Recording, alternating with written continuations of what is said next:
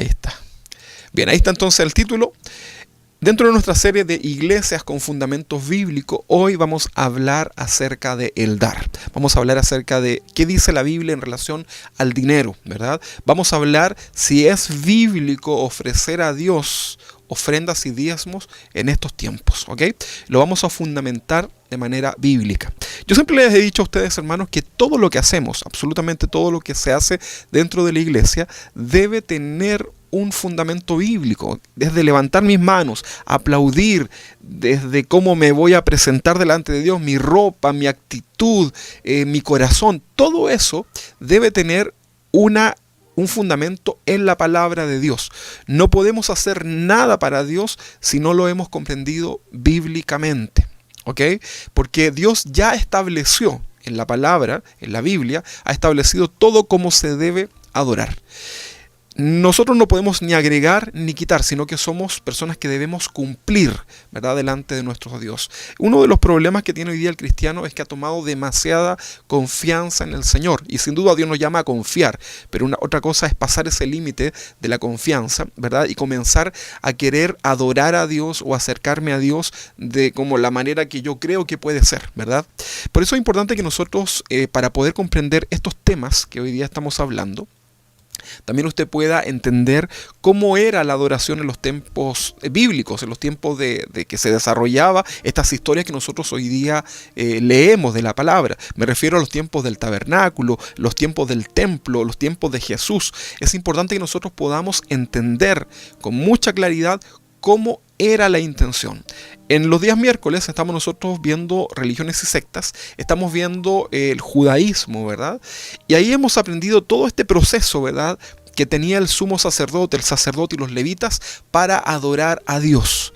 Toda esta actitud correcta en el corazón que debía tener cada uno de ellos al momento de ofrecer adoración a Dios, ¿verdad? No solamente en los sacrificios de las ofrendas, sino que también en su vida, en la rectitud que debía tener el sumo sacerdote al momento de presentarse delante del Señor. Y sin duda, hoy nuestro sumo sacerdote es Jesucristo y nos presentamos delante del Padre por medio de Él. Sin embargo, nosotros no debemos olvidar nuestra santidad, nuestra condición del corazón y comprender lo que nosotros vamos a presentar delante del Señor. Por eso hoy día, dentro de esta serie de iglesia con fundamentos bíblicos, queremos hablar acerca de este tema. Y quisimos ponerle esta pregunta como título: ¿es bíblico ofrecer a Dios ofrendas y diezmos en estos tiempos? Habitualmente es una pregunta que muchos se hacen, ¿verdad? Y fíjense que de aquí, de esta pregunta, pueden venir muchas intenciones, ¿verdad? Puede ser que el que se la hace, la pregunta que tengo acá puesta en la pantalla, puede ser que el que se hace esa pregunta es porque quiere hacer bien las cosas para Dios, ¿verdad? Quiere tener un corazón que adore al Señor a través de sus bienes, pero lo quiere hacer bíblicamente, y eso es muy válido, ¿verdad? Pero también están aquellos que quieren buscar, ¿verdad?, alguna razón en la palabra que anule, ¿verdad?, estas verdades bíblicas en relación al dar. Y ahí obviamente podemos evidenciar, ¿verdad?, por su fruto, por la condición de su corazón, que esa persona tiene un problema, ¿verdad?, con lo material, ¿verdad? Porque nosotros como cristianos queremos buscar la verdad, ¿ok? Vamos a ir entonces a desarrollar este texto, esta serie, y vamos a leer para ello 2 de Corintios, capítulo 9. Versículo 7. Vamos a pedirle ahí a nuestro hermano Luis si me puede ayudar con este texto. 2 de Corintios capítulo 9, versículo 7. Este va a ser nuestro texto para iniciar. No es el texto base, porque aquí no tenemos un texto base, sino que vamos a partir con esto, ¿verdad? El apóstol Pablo escribe a los Corintios en su segunda carta, en el capítulo 9, versículo 7, un texto que nosotros usamos mucho. Cada uno dé como propuso en su corazón. Proponer en el corazón, no con tristeza, ahí dice cómo no debe ser, ni por necesidad, por conveniencia, ¿verdad?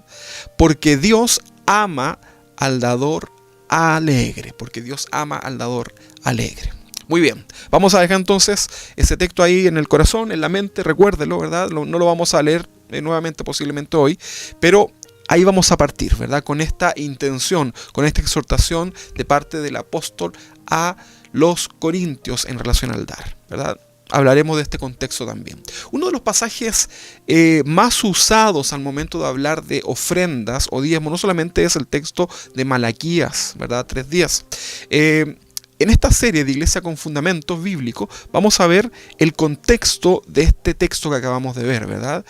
Vamos a ver todo lo que se ha establecido por medio de la palabra de Dios en relación a las distintas prácticas de nuestro culto al Señor, y sin duda que el ofrendar es un tema controversial, y esto es dado al gran abuso que existe dentro de algunas iglesias, de algunos ministerios, pero sin embargo todo este problema tiene como raíz, ¿qué cosa? La ignorancia de la Biblia en relación al tema, ¿ok? Muchas personas dañadas por estos temas, sin duda que sí, pero vamos a ir a la palabra para que podamos fundamentarnos. Entonces es muy importante establecer que todo lo que hacemos durante nuestro culto, como decíamos al inicio, debe tener un significado y una actitud de adoración, ¿ok? No solamente lo que es la ley, ¿ok? Sino que tiene que existir una actitud en el corazón de adoración, porque si no nos transformamos en religiosos. Si yo levanto mis manos en la iglesia, ¿verdad? Porque el hermano que está dirigiendo la alabanza dijo, levanta tus manos, y si no la levanto, me voy a ver ante los demás quizás menos espiritual, o me van a retar después, o mi mamá me va a decir algo porque me vio, ¿verdad? O mis hijos no me van a ver que levanté las manos. Ya todo eso es una actitud religiosa. Por eso todo lo que hacemos durante el culto en general debe tener una actitud correcta de adoración, ¿verdad? Para eso tenemos que entenderlo entonces. Usted nunca debe dejar de pensar al momento de estar en el tiempo de la adoración, de la alabanza, donde nos reunimos, ¿verdad? Usted en ningún momento debe dejar de recordar que estamos en un momento de adoración. En ningún momento eso se corta, ¿verdad? Incluso aunque estemos dando avisos dentro de la reunión, sigue siendo parte de nuestra adoración. Lamentablemente hemos transformado el tiempo incluso de las ofrendas, ¿verdad? En algo así como una transacción más, ¿verdad? Así como, bueno, ya se hace por transacciones, pero es como pasar adelante y dar un dinero, ¿verdad? Es como quizás un pago por una especie de servicio, ¿verdad? Mucha gente piensa que el ofrendar dentro de la iglesia es porque, bueno, vamos a ayudar en esta iglesia porque vemos que hacen esto, hacen aquello, ya voy a dar, entonces listo, lo doy. Entonces pareciera que fuera como un pago por un servicio, ¿verdad? O voy a dar ofrenda en esta iglesia porque me entretiene. Voy a dar esta ofrenda en esta iglesia porque por X razón, ¿verdad? Pero no debemos olvidar que la actitud correcta en el corazón es adoración. Al momento de ofrendar, estamos adorando al Señor. No lo olvide, por favor. Siempre, al momento de ofrendar, estamos adorando a nuestro Dios. ¿Ok? Ahora, hay otros que también al momento de ofrendar piensan que esto es como una limosna, ¿verdad? Piensa usted en la actitud que tiene usted cuando da una limosna, ¿verdad? A alguien que pide en la calle, ¿verdad? Habitualmente uno lo hace por lástima, ¿verdad? Uno lo hace porque pobrecita la persona, ¿verdad? Bueno, le voy a dar 100 pesos, 200 pesos, tome, por ahí lo que tengo, se lo doy. En ningún caso yo preparo esa ayuda, no, sino que simplemente veo lo que tengo ahí habitualmente en la cajita del auto, cuando piden ahí los semáforos, y le doy lo que puedo, ¿verdad? Pero no hay una preparación, no estoy yo meditando en lo que puedo y no dar, simplemente es una limosna, ¿verdad? Bueno, ofrendar a Dios justamente no tiene nada que ver con esto que hemos presentado. Nuestras ofrendas son parte de nuestra adoración a Dios. Este tema de ofrendar, de diezmar, es un tema que nosotros, si bien lo hemos tocado, ¿verdad?, en un par de veces en estos casi 8 años, no es un tema constante. No es un tema que constantemente estamos hablando, sino que es un tema que lo hemos enseñado, pero también hemos sido muy cuidadosos de no caer en el error que muchas veces se da, en donde durante toda la reunión, ¿verdad?, se está hablando siempre de dar, ¿verdad? Todo lo que se haga tiene relación en dar. Las alabanzas tienen razón en dar. Se termina el culto, se puede haber hablado quizás de Adán y Eva y se termina ministrando con las ofrendas y los diezmos. No queremos caer en ese error, por supuesto, ¿verdad? Dios nos ayude, Dios permita que nuestro corazón siempre se mantenga temeroso del Señor. Y digo porque hemos visto muchas personas pastores, iglesias, ministerios que comenzaron con una actitud muy correcta. Sin embargo, el origen, ¿verdad? El principio de todos los males, ¿verdad? Es justamente el amor al dinero. Por eso es importante, hermano, que hoy día podamos comprender este tema bíblicamente y usted pueda tener un corazón, ¿verdad? Abierto. A lo mejor usted tiene un corazón que no quiere dar porque ha sido dañado, pero es importante que podamos ver entonces lo que la Biblia dice. Que Dios nos dé sabiduría, ¿verdad? Tanto cuando damos como cuando recibimos para administrar. Nuestras ofrendas son parte de nuestra adoración a Dios. ¿Ok? Vamos a ver acá algunos errores que cometemos al momento de ofrendar. Si usted quiere tomar nota, lo puede hacer, ¿verdad? Por ejemplo, ofrendo a Dios, pero lo hago con estos errores. Por ejemplo, no estoy seguro si la Biblia habla acerca de esto, ¿verdad? Hermano, vamos a tomar nuestras ofrendas y usted a lo mejor pasa a ofrendar o incluso a traer sus diezmos y usted lo hace, pero no está seguro, ¿verdad? En el corazón si la Biblia realmente lo ordena. Eso está mal, eso es un error. Es mejor que no lo haga. ¿Por qué razón? Porque lo que acabo de decir, debemos tener un fundamento bíblico para que todo lo que hagamos para Dios sea con un fundamento bíblico, con un corazón, con una correcta intención. De lo contrario, eso no va a llegar a Dios. Y si lo vemos de la manera humana, usted perdió dinero, ¿verdad? El que alabó a Dios, el que levantó sus manos, ¿verdad? Y tenía algo en el corazón malo, ¿verdad? Eso no llegó a Dios, o sea, perdió su tiempo. Por eso es importante poder considerar esto. Entonces, algunos errores que cometemos al momento de ofrendar es dar una ofrenda y no saber bíblicamente qué significa todo esto. ¿Ok? Ahora, otros también ofrendan a Dios y lo hacen porque las demás personas, porque veo que los hermanos ahí en la iglesia pasan adelante y ofrendan. Un error que de repente nosotros cometemos como padres es que de repente ven nuestros hijos, llega el momento de la ofrenda, ¿verdad? A los niños les gusta mucho participar de esto, pero llega el momento de la ofrenda y los padres sacan una moneda y se la pasan a sus hijos así como improvisadamente y le dicen, pasa para que lo eches, ¿verdad? Ahí en el ofrendero. Pero ahí estamos cometiendo un error, porque no le estamos enseñando a nuestros hijos lo que significa dar. Cuando mi hijo vea eso, ¿verdad? Y yo no le explico, él va a pensar que es exactamente lo mismo que hacemos cuando vamos de paseo, por ejemplo, ahí al centro de la ciudad, y usted ha visto que ya están estos que hacen estatuas, o hacen escultura, o hacen un show de algo, y usted pasa y le echan el sombrerito, el dinero. El niño va a pensar que es exactamente lo mismo. Por eso los padres también debemos instruir a nuestros hijos en qué significa el dar. No importa el monto, a Dios no lo impresionan los montos. Fíjese que para Dios, vamos a ver algunos pasajes que hablan acerca de esto, pero para Dios no hay nada que nosotros podamos hacer que lo impresione. Lo único que a Dios lo conmueve es el corazón, ¿verdad? Un corazón contrito, humillado, temeroso delante de Dios. ¿Ok? Entonces, algunos errores que cometemos al momento de ofrendar.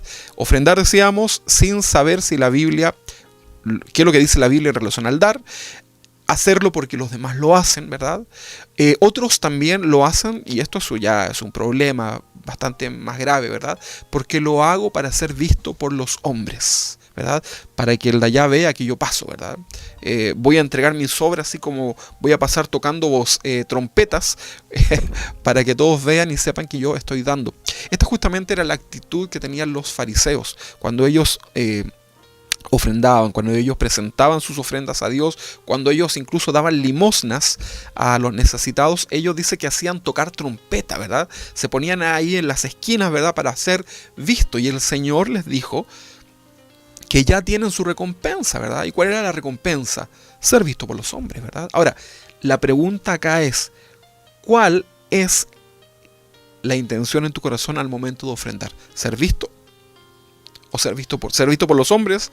¿O que Dios vea la intención en tu corazón, ¿verdad? Por supuesto que esta segunda es la respuesta correcta, ¿verdad? Bíblicamente, para que Dios pruebe, examine mi corazón. Y como dijo el rey David, mira, Señor, examíname. Mira, prueba, ¿verdad? Testea todo lo que hay dentro de mi corazón y aquí está mi ofrenda para ti, ¿verdad? Qué increíble entonces es que hemos olvidado los principios bíblicos en relación al ofrendar o hemos querido taparnos los oídos producto de toda esta manipulación que hay en las iglesias cristianas evangélicas en relación al dar. Pero hoy día vamos a fundamentar estos principios, ¿ok? Entonces decíamos que errores es al momento de ofrendar es hacerlo sin saber el fundamento bíblico, hacerlo para que los demás me vean, ¿verdad? Lo hago porque los demás lo hacen, ¿verdad? Otro lo hace porque por conveniencia, ¿verdad? Leíamos el texto de 2 de Corintios que decía, no por necesidad, ¿verdad? Entonces algunos lo hacen esto de dar por conveniencia, porque te dicen, si tú siembras 10, Dios te va a dar 100, ¿verdad? Y nos gusta esa frase, el 100 por 1 y todo lo demás, ¿verdad? La multiplicación, ¿verdad? Este evangelio de la prosperidad, como que si a Dios le doy, Dios está obligado a tener que darme 10 veces más. Y comenzamos a torcer estos pasajes, ¿verdad? Porque la Biblia lo dice y Dios me dará. Claro, la Biblia dice que Dios bendice. Dice, probadme en esto. Lo vamos a leer en otro pasaje, ¿verdad? Dice, probadme en esto a ver si no abriré las ventanas de los cielos y derramaré bendición sobre todo hasta que sobreabunde. Sin duda que la Biblia lo dice. Pero estamos hablando de la intención. Ofrendo a Dios, le doy a Dios por conveniencia. Bueno, ¿sabe qué? Eso es exactamente lo mismo que yo voy y deposito mi dinero en un fondo mutuo, ¿verdad? En las acciones de la bolsa. Es como que doy mi dinero y espero que se me devuelva multiplicado, producto de una buena transacción, ¿verdad? Entonces, ¿cuál es la actitud en el corazón al momento de presentar mi ofrenda, mi diezmo delante del Señor? ¿Lo hago por conveniencia? ¿Lo hago para pactar con Dios? Hay un grave error, ¿verdad? Un grave error. En ningún caso, en ninguna parte de la Biblia, los hombres pactaron con Dios. En ningún caso. Siempre el pacto venía de parte de Dios con los hombres y había una señal, ¿verdad? Pero hoy día hay una enseñanza muy común acá en las iglesias de la prosperidad en donde te dicen pacta con Dios, ¿verdad? Si quieres una casa, ofrécele una ofrenda a Dios y vamos a ver qué pasa, ¿verdad? Y Dios te va a dar una casa, ¿verdad? Dios te va a dar todo. Y bueno, a veces la gente lo hace y recibe lo material, ¿verdad? Entonces ahí la pregunta es, si eso no tiene un fundamento bíblico y vemos que vemos que esa persona obtiene lo material, a pesar de que su intención era incorrecta desde un principio, entonces la pregunta iba a ser, ¿quién fue el que le dio lo material? ¿Verdad? Inmediatamente a mi mente viene un pasaje, ¿verdad? En donde Jesús estaba en el desierto, ¿verdad? Y es tentado por Satanás. ¿Y qué es lo que ofrece Satanás? Le ofrece la autoridad que él tiene, que es de esta tierra, ¿verdad? Y le ofrece los bienes de esta tierra, ¿verdad? Lo material de esta tierra. Entonces, cuidado con la intención con la cual nosotros presentamos delante de Dios nuestras ofrendas. No lo puedo hacer por conveniencia, no lo puedo hacer por aumentar mi patrimonio, ofrendar a Dios con esa actitud. Eso no es lo correcto, ¿verdad? Eso no es lo que Dios quiere de nosotros, ¿ok?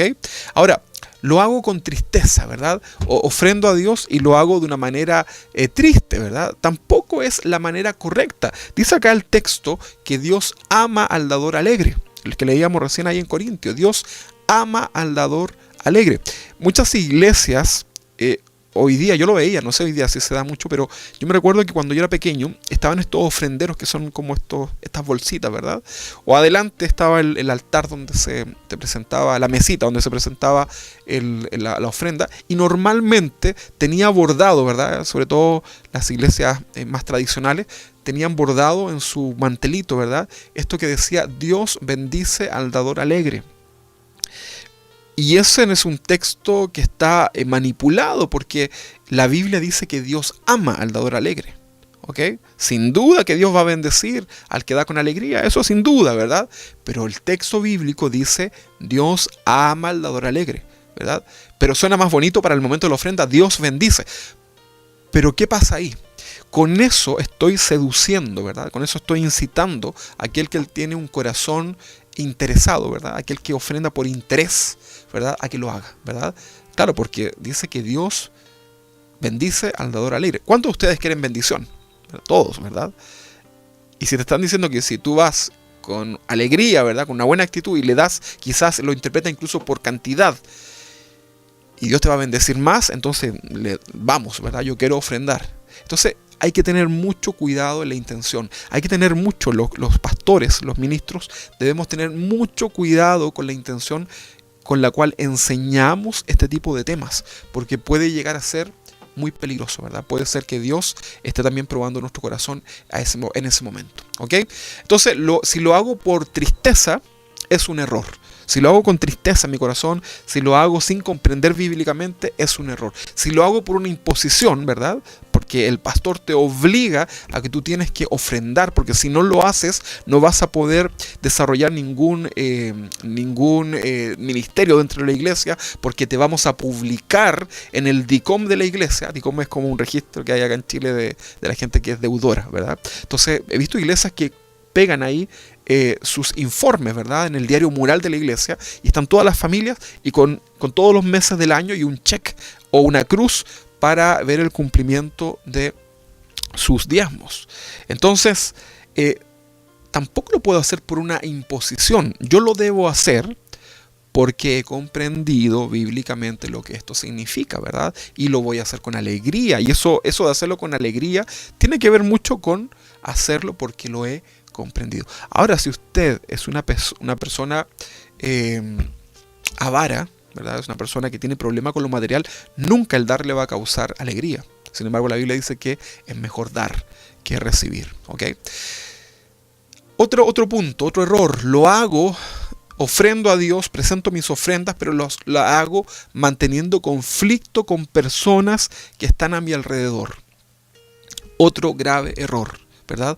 Vamos a ver más adelante en estas 3 o 2 enseñanzas que vamos a tener las próximas semanas. Vamos a ver cómo es el corazón de cómo debe ser el corazón de aquel que se presenta delante del Señor. Y vamos a hacer un contraste en el Antiguo y el Nuevo Testamento, en el corazón, en la actitud del adorador.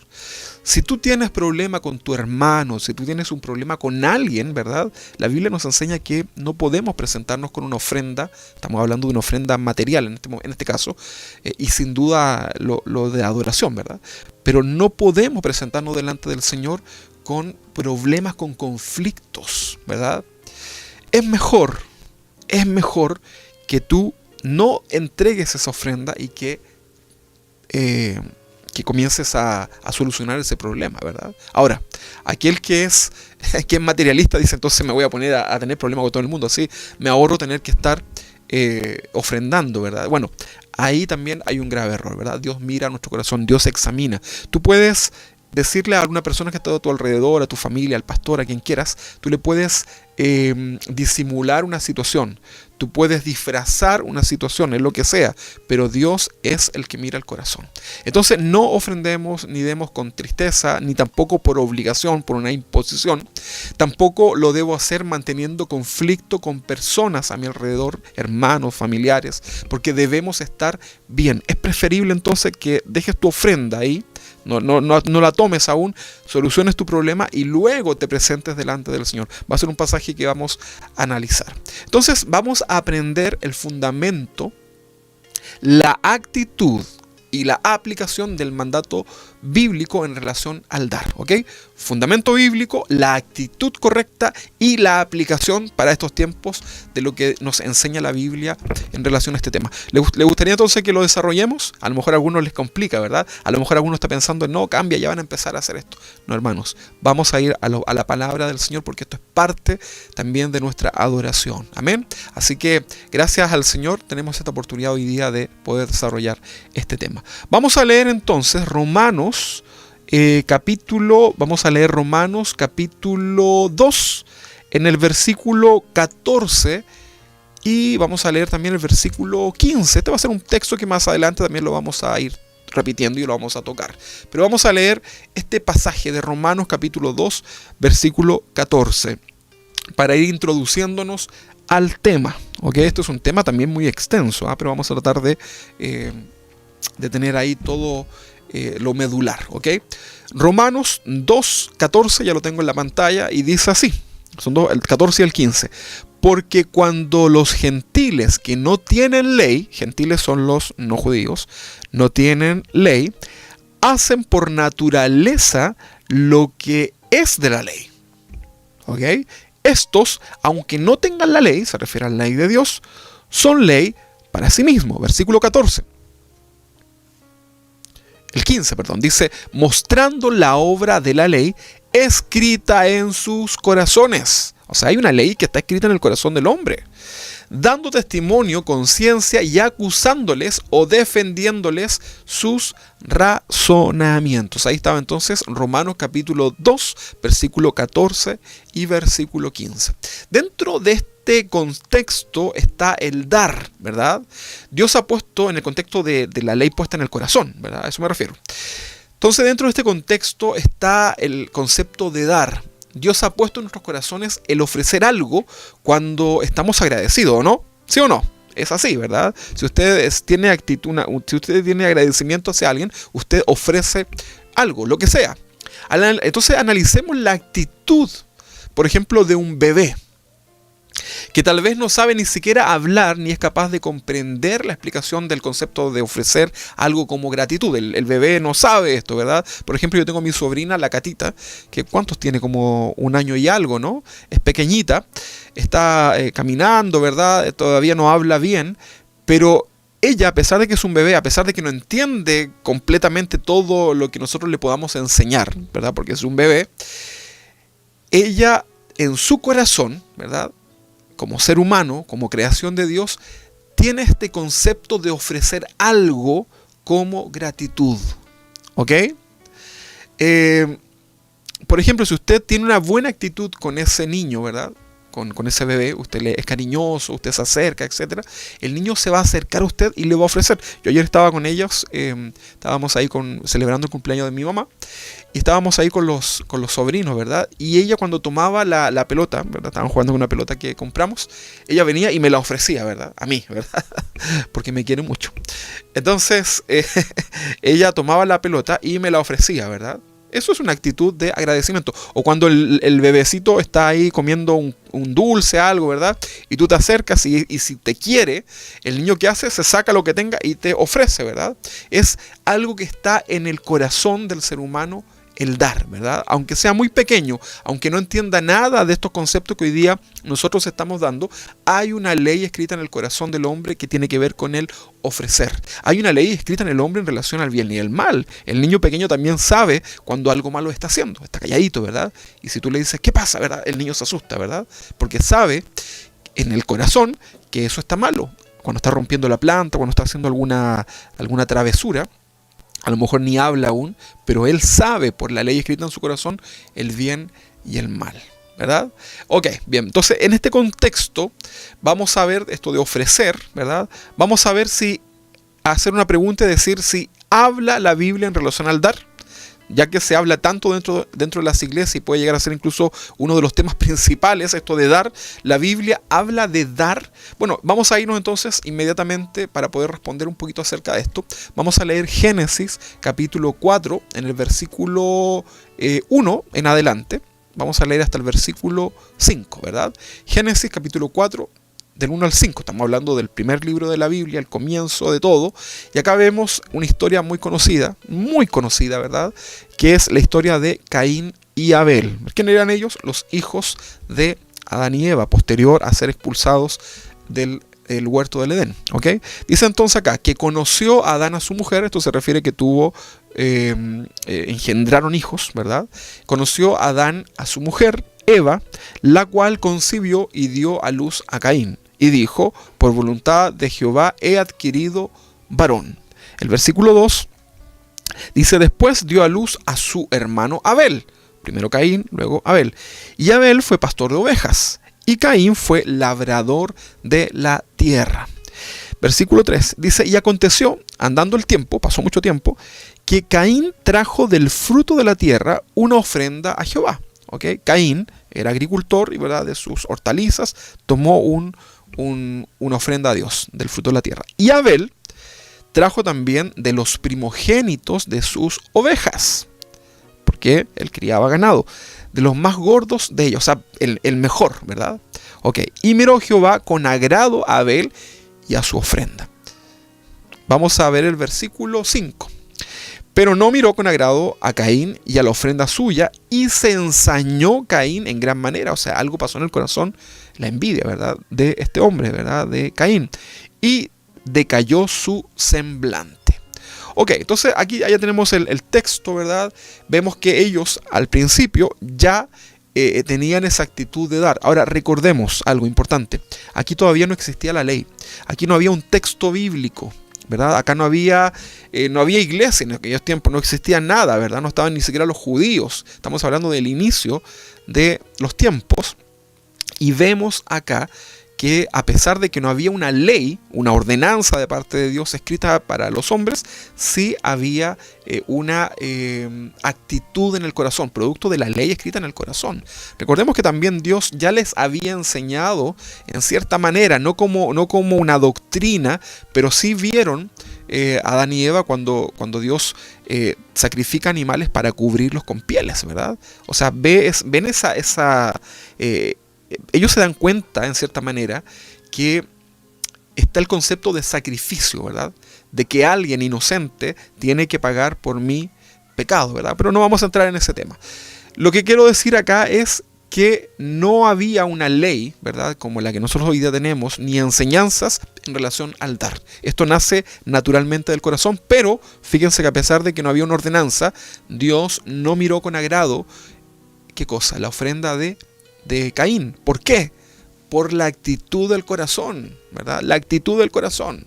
Mientras que la ofrenda de Abel fue una ofrenda en donde él preparó, ¿verdad? Él dio lo mejor para ofrecer a su Dios, porque es muy probable que Abel comprendía en el corazón estos principios que hoy día nosotros estudiamos, ¿ok?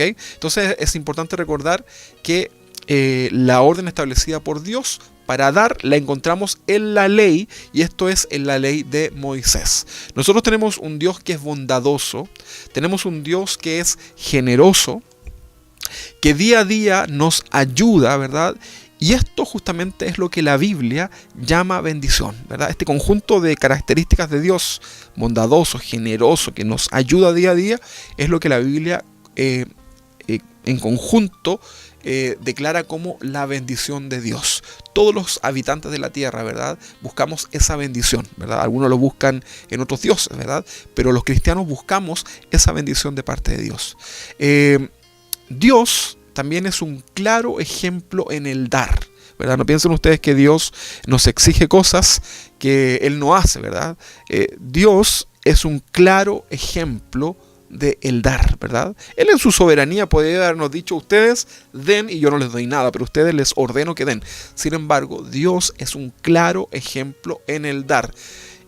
No solamente lo material, dio algo que es lo más importante: a su propio Hijo unigénito, a Jesús, y lo hace por amor a nosotros. Cuando tú te conviertes al cristianismo, cuando tú recibes a Cristo en tu corazón, ¿verdad?, de una manera genuina, Dios inmediatamente te da lo más preciado, lo de más alto valor que nos puede dar, que es la salvación. No nos da primero un regalo pequeño, luego otro regalo más grande, y a ver si nos portamos bien en el camino nos da uno más grande. No, sino que simplemente el Señor nos da el mejor regalo de una, ¿verdad? A veces tú dices por ahí: es que siento que Dios no me bendice, siento que Dios no me da como le da a otros, ¿verdad? Porque tú miras lo material, pero te olvidas que Dios te ha dado lo más importante, que es la salvación. ¿Sabes cuándo vamos a valorar esta salvación tan grande?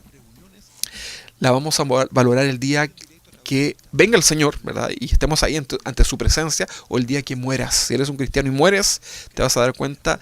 Vamos a poder valorar realmente lo que es este regalo de la salvación. Hoy día nos cuesta, muchas veces pisoteamos este regalo de parte del Señor. ¿Ok?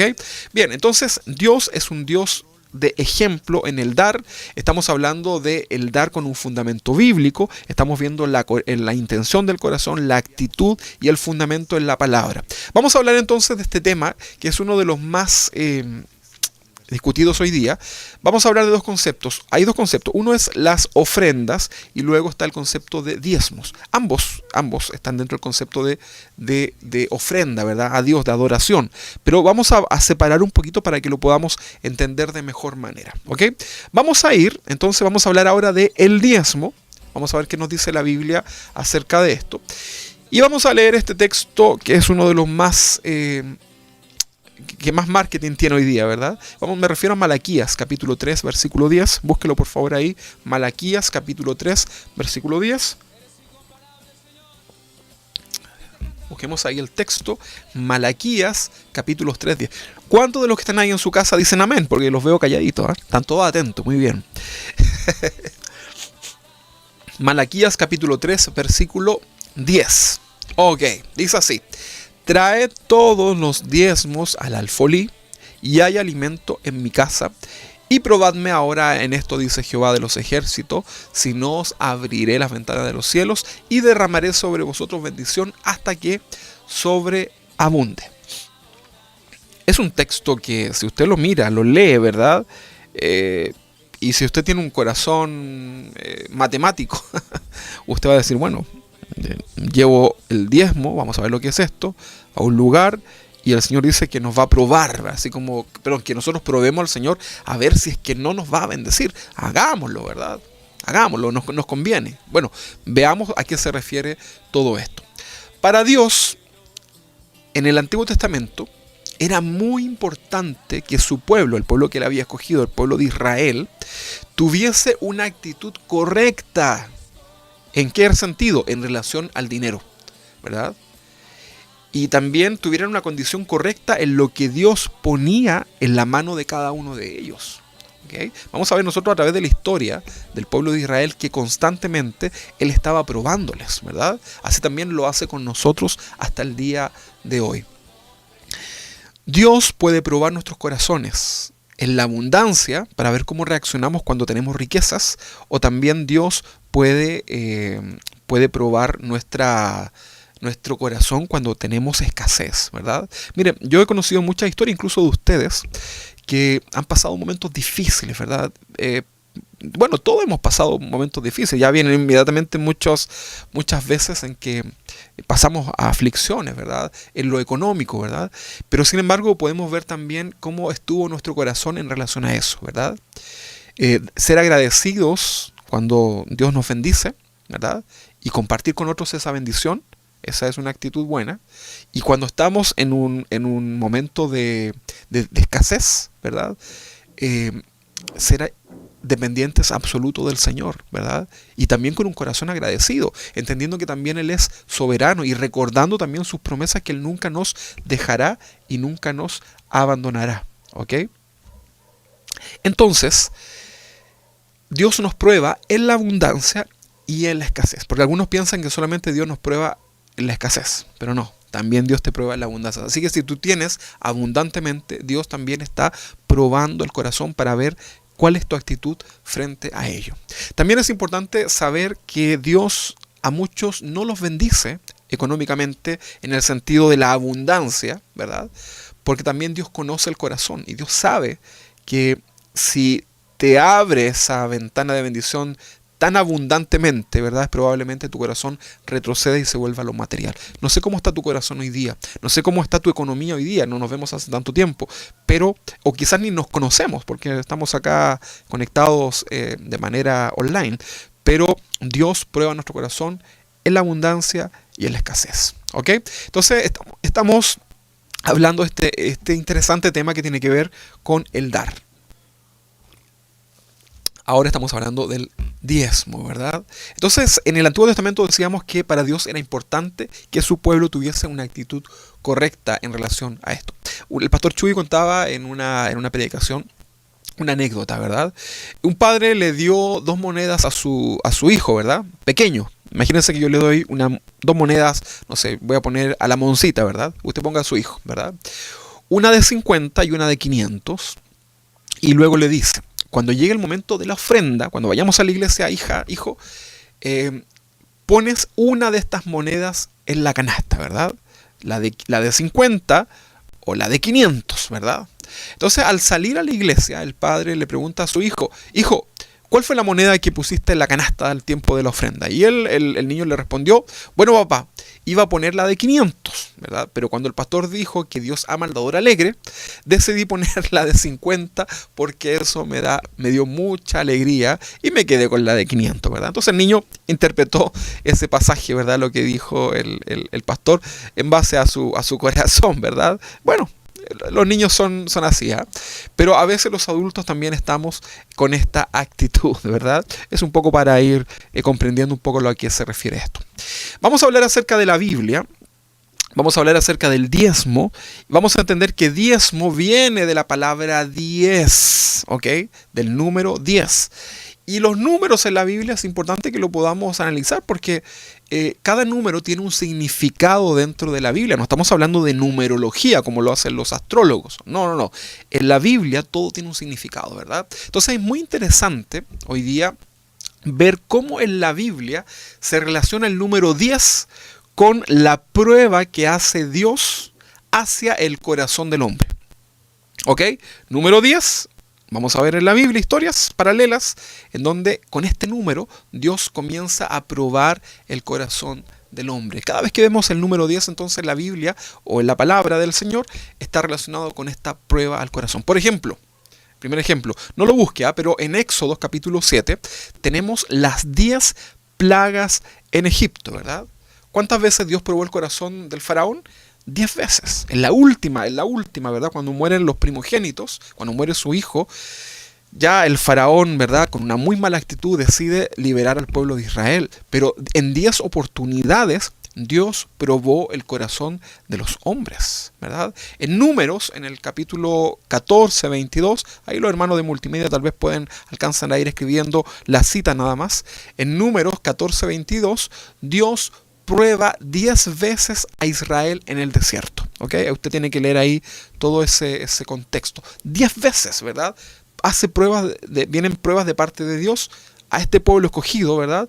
Y lo hace en el desierto. Un lugar difícil, ¿verdad? De hecho, el desierto representa también la prueba. El desierto representa el lugar en donde Dios prueba nuestro corazón, ¿verdad? Pero 10 veces, ¿verdad? Lo hace el Señor con el pueblo de Israel. ¿Cuántas veces los israelitas no le dieron una buena respuesta a Dios? 10 veces. 10 veces los probó, 10 veces le dieron una mala respuesta. Si usted se recuerda la historia de Labán, ¿verdad? En Génesis capítulo 31, Labán cambia 10 veces el salario a Jacob, ¿verdad? ¿Cuántos quieren que Dios cambie su salario? Pero hacia arriba, ¿verdad? O sea, su jefe, ¿verdad? Hacia arriba. Bueno, Labán cambia 10 veces el salario a Jacob. Ahora, ¿cuántas veces probó Dios el corazón de Jacob? 10 veces, ¿verdad? 10 veces. Ahora, en Éxodo capítulo 20, que es uno de los pasajes más conocidos, tenemos los 10 mandamientos, ¿verdad?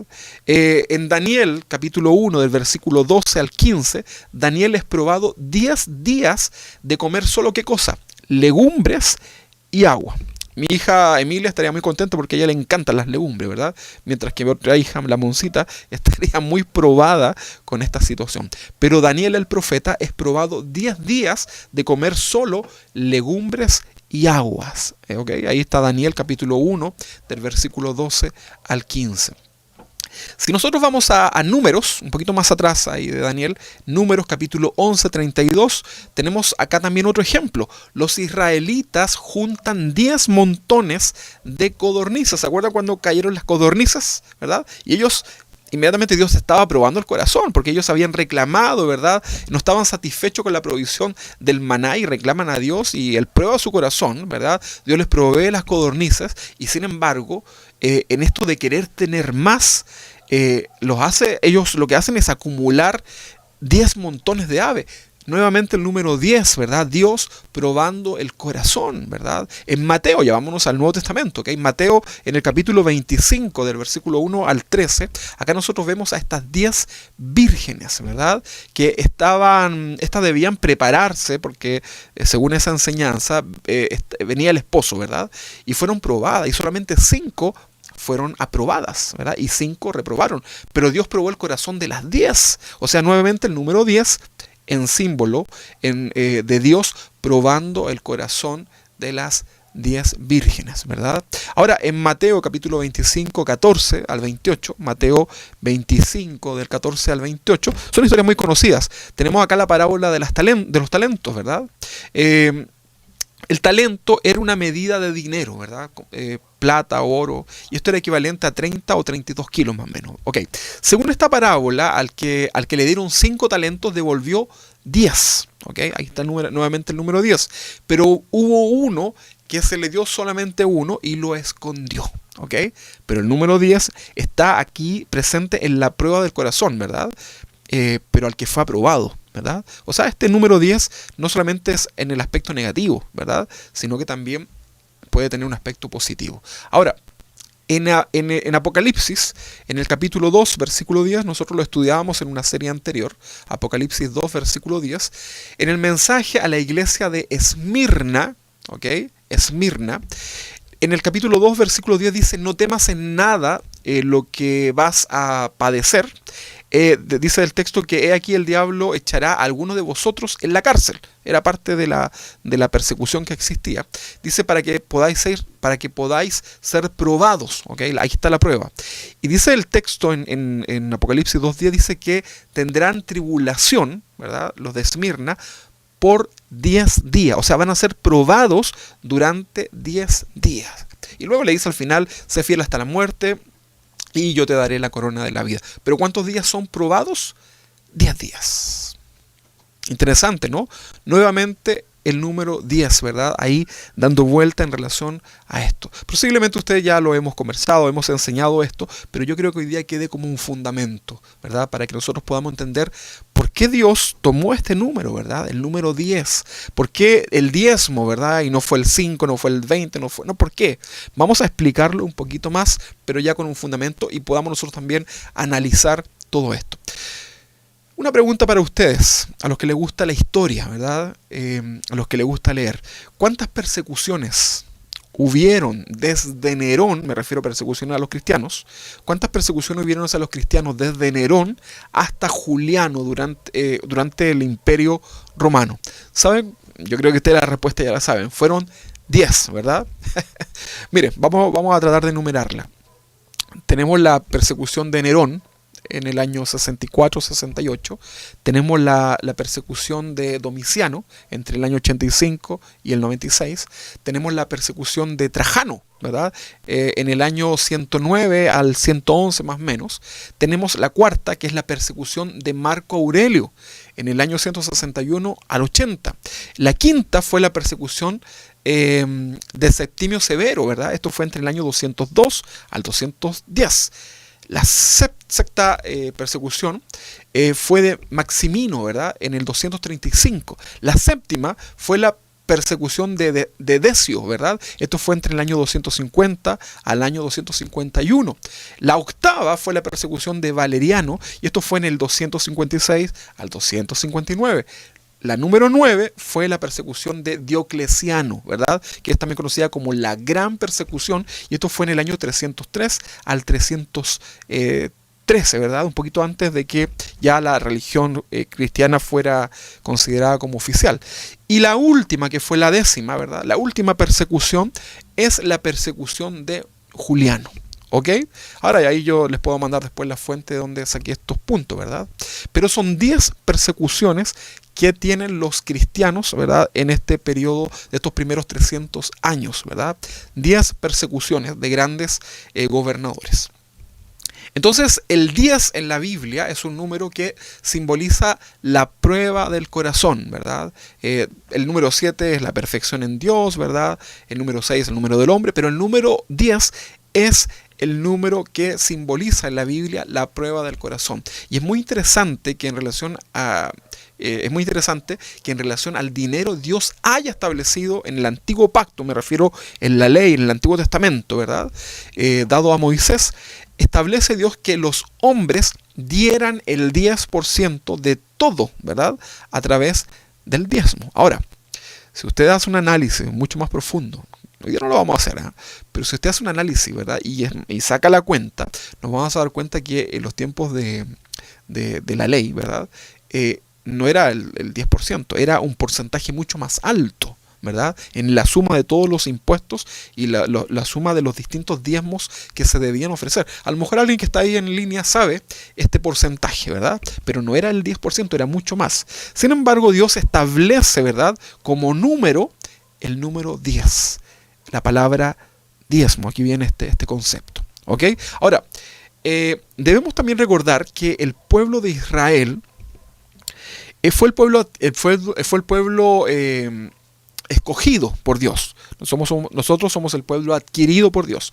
Pero el pueblo de Israel fue un pueblo que es un pueblo teocrático, ¿ok?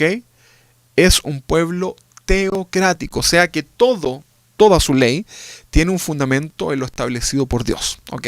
Eso hoy día en países como el nuestro es imposible, ¿verdad? Imposible de pensar. Pero recordemos que la nación de Israel es una nación teocrática, ¿verdad? Es un gobierno teocrático, ¿verdad? A pesar de que habían reyes que gobernaban, era Dios el que establecía todo, ¿verdad?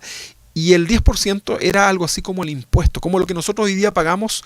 Si usted tiene un negocio, usted paga el IVA, por ejemplo, que es el 19% acá en Chile. En otros países no sé cuánto será, pero usted paga impuestos, ¿verdad? Si yo, por ejemplo, gano mucho dinero en mi liquidación de sueldo, debo pagar además un impuesto. Son impuestos establecidos. Entonces, el diezmo también era parte de un impuesto. Así también lo veía esta nación en su contexto como nación. Entonces, hoy día vamos a tratar de ir respondiendo si es bíblico también entregar el diezmo en estos tiempos de la gracia, ¿verdad? Ya no en la ley.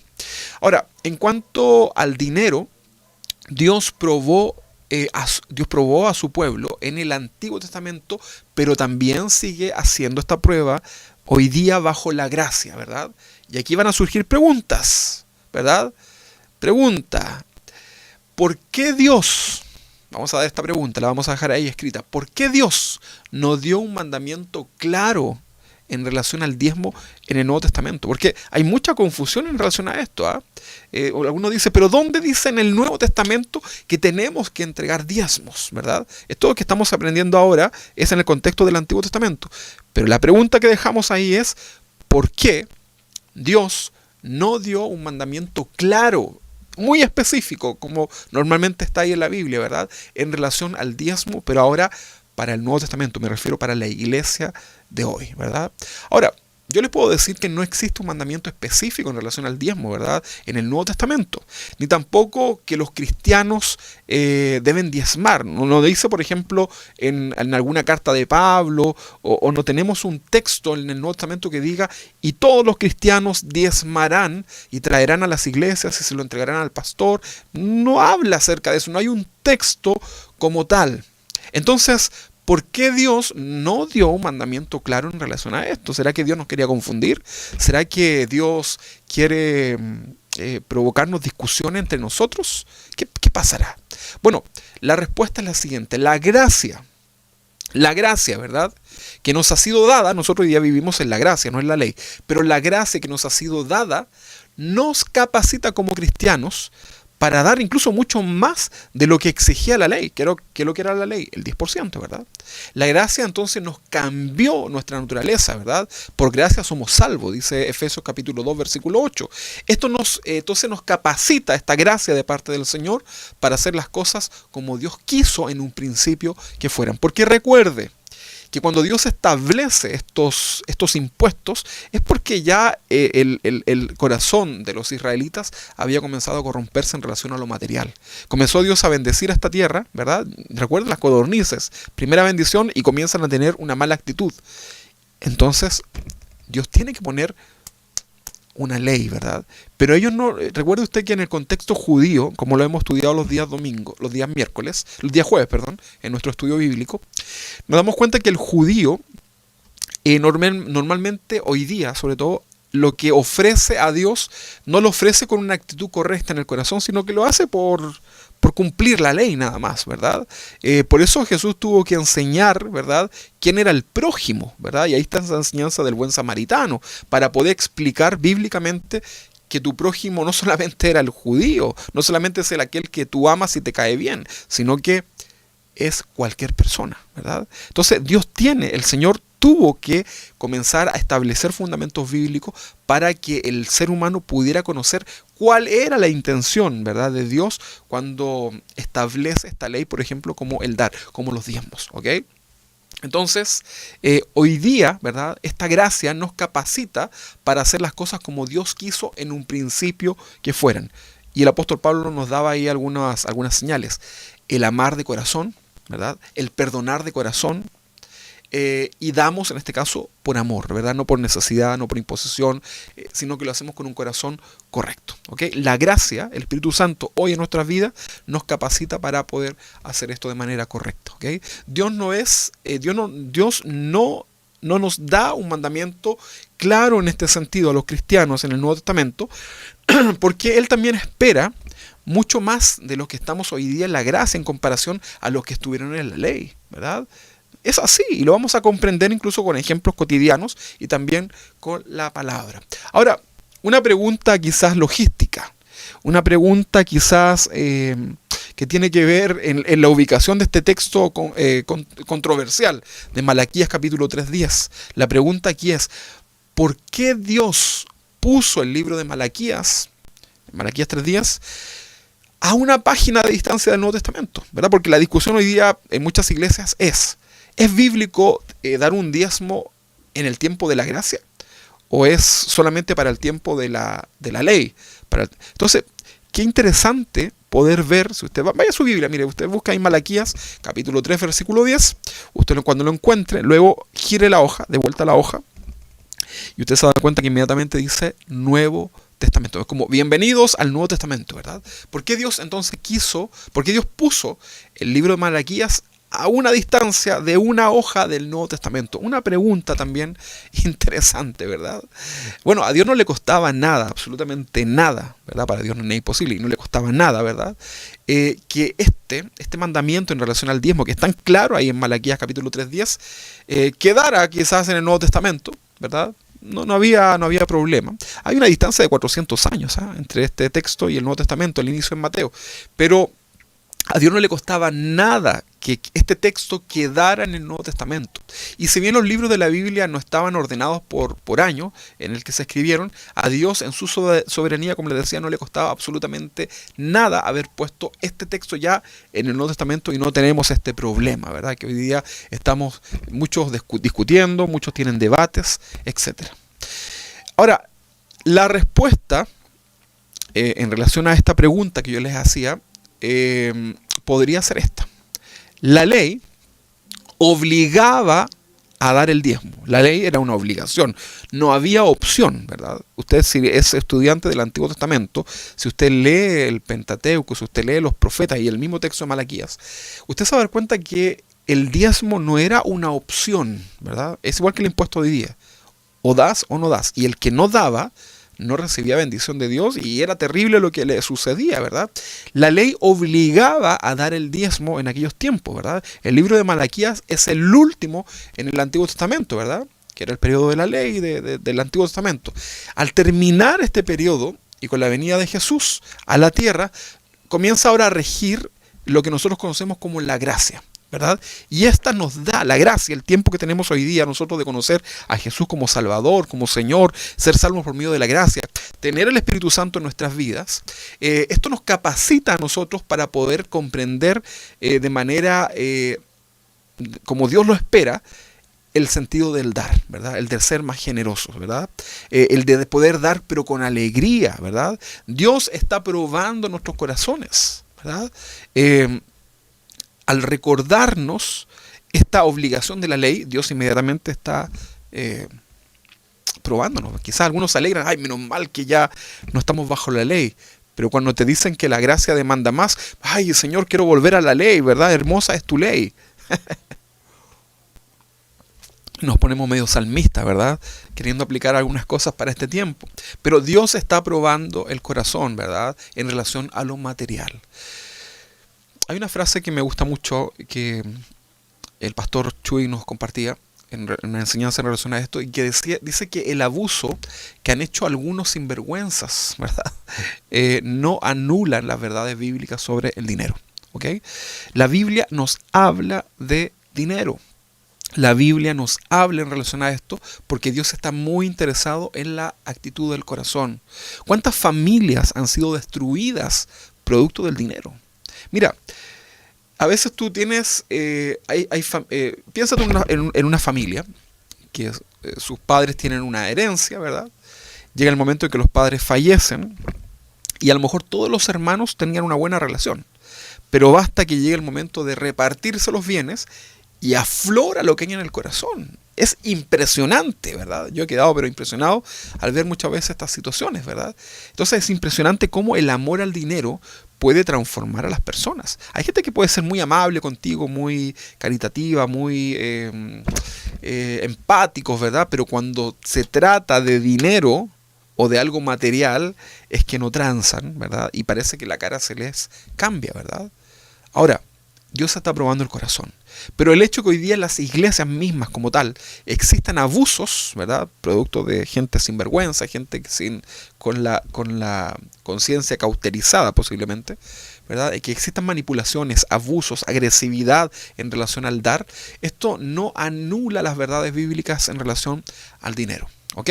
El diezmo, entonces, podríamos decir nosotros que el diezmo, este 10%, podríamos concluir que es la expectativa mínima que Dios espera de nosotros, que vivimos en este periodo de la gracia.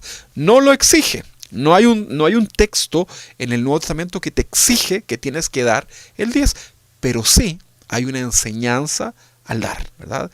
El número 10 es la prueba del corazón. Ahora, para muchos pastores esta enseñanza puede ser incómoda, ¿verdad? Porque a veces pensamos que el congregante puede pensar que el pastor está enseñando esto porque te quiere sacar más dinero y vamos a pasar una ofrenda, etc. Pero, hermanos, hoy día, ¿verdad? Lo puedo hacer con mucha libertad porque, bueno, yo tengo mi trabajo, ¿verdad?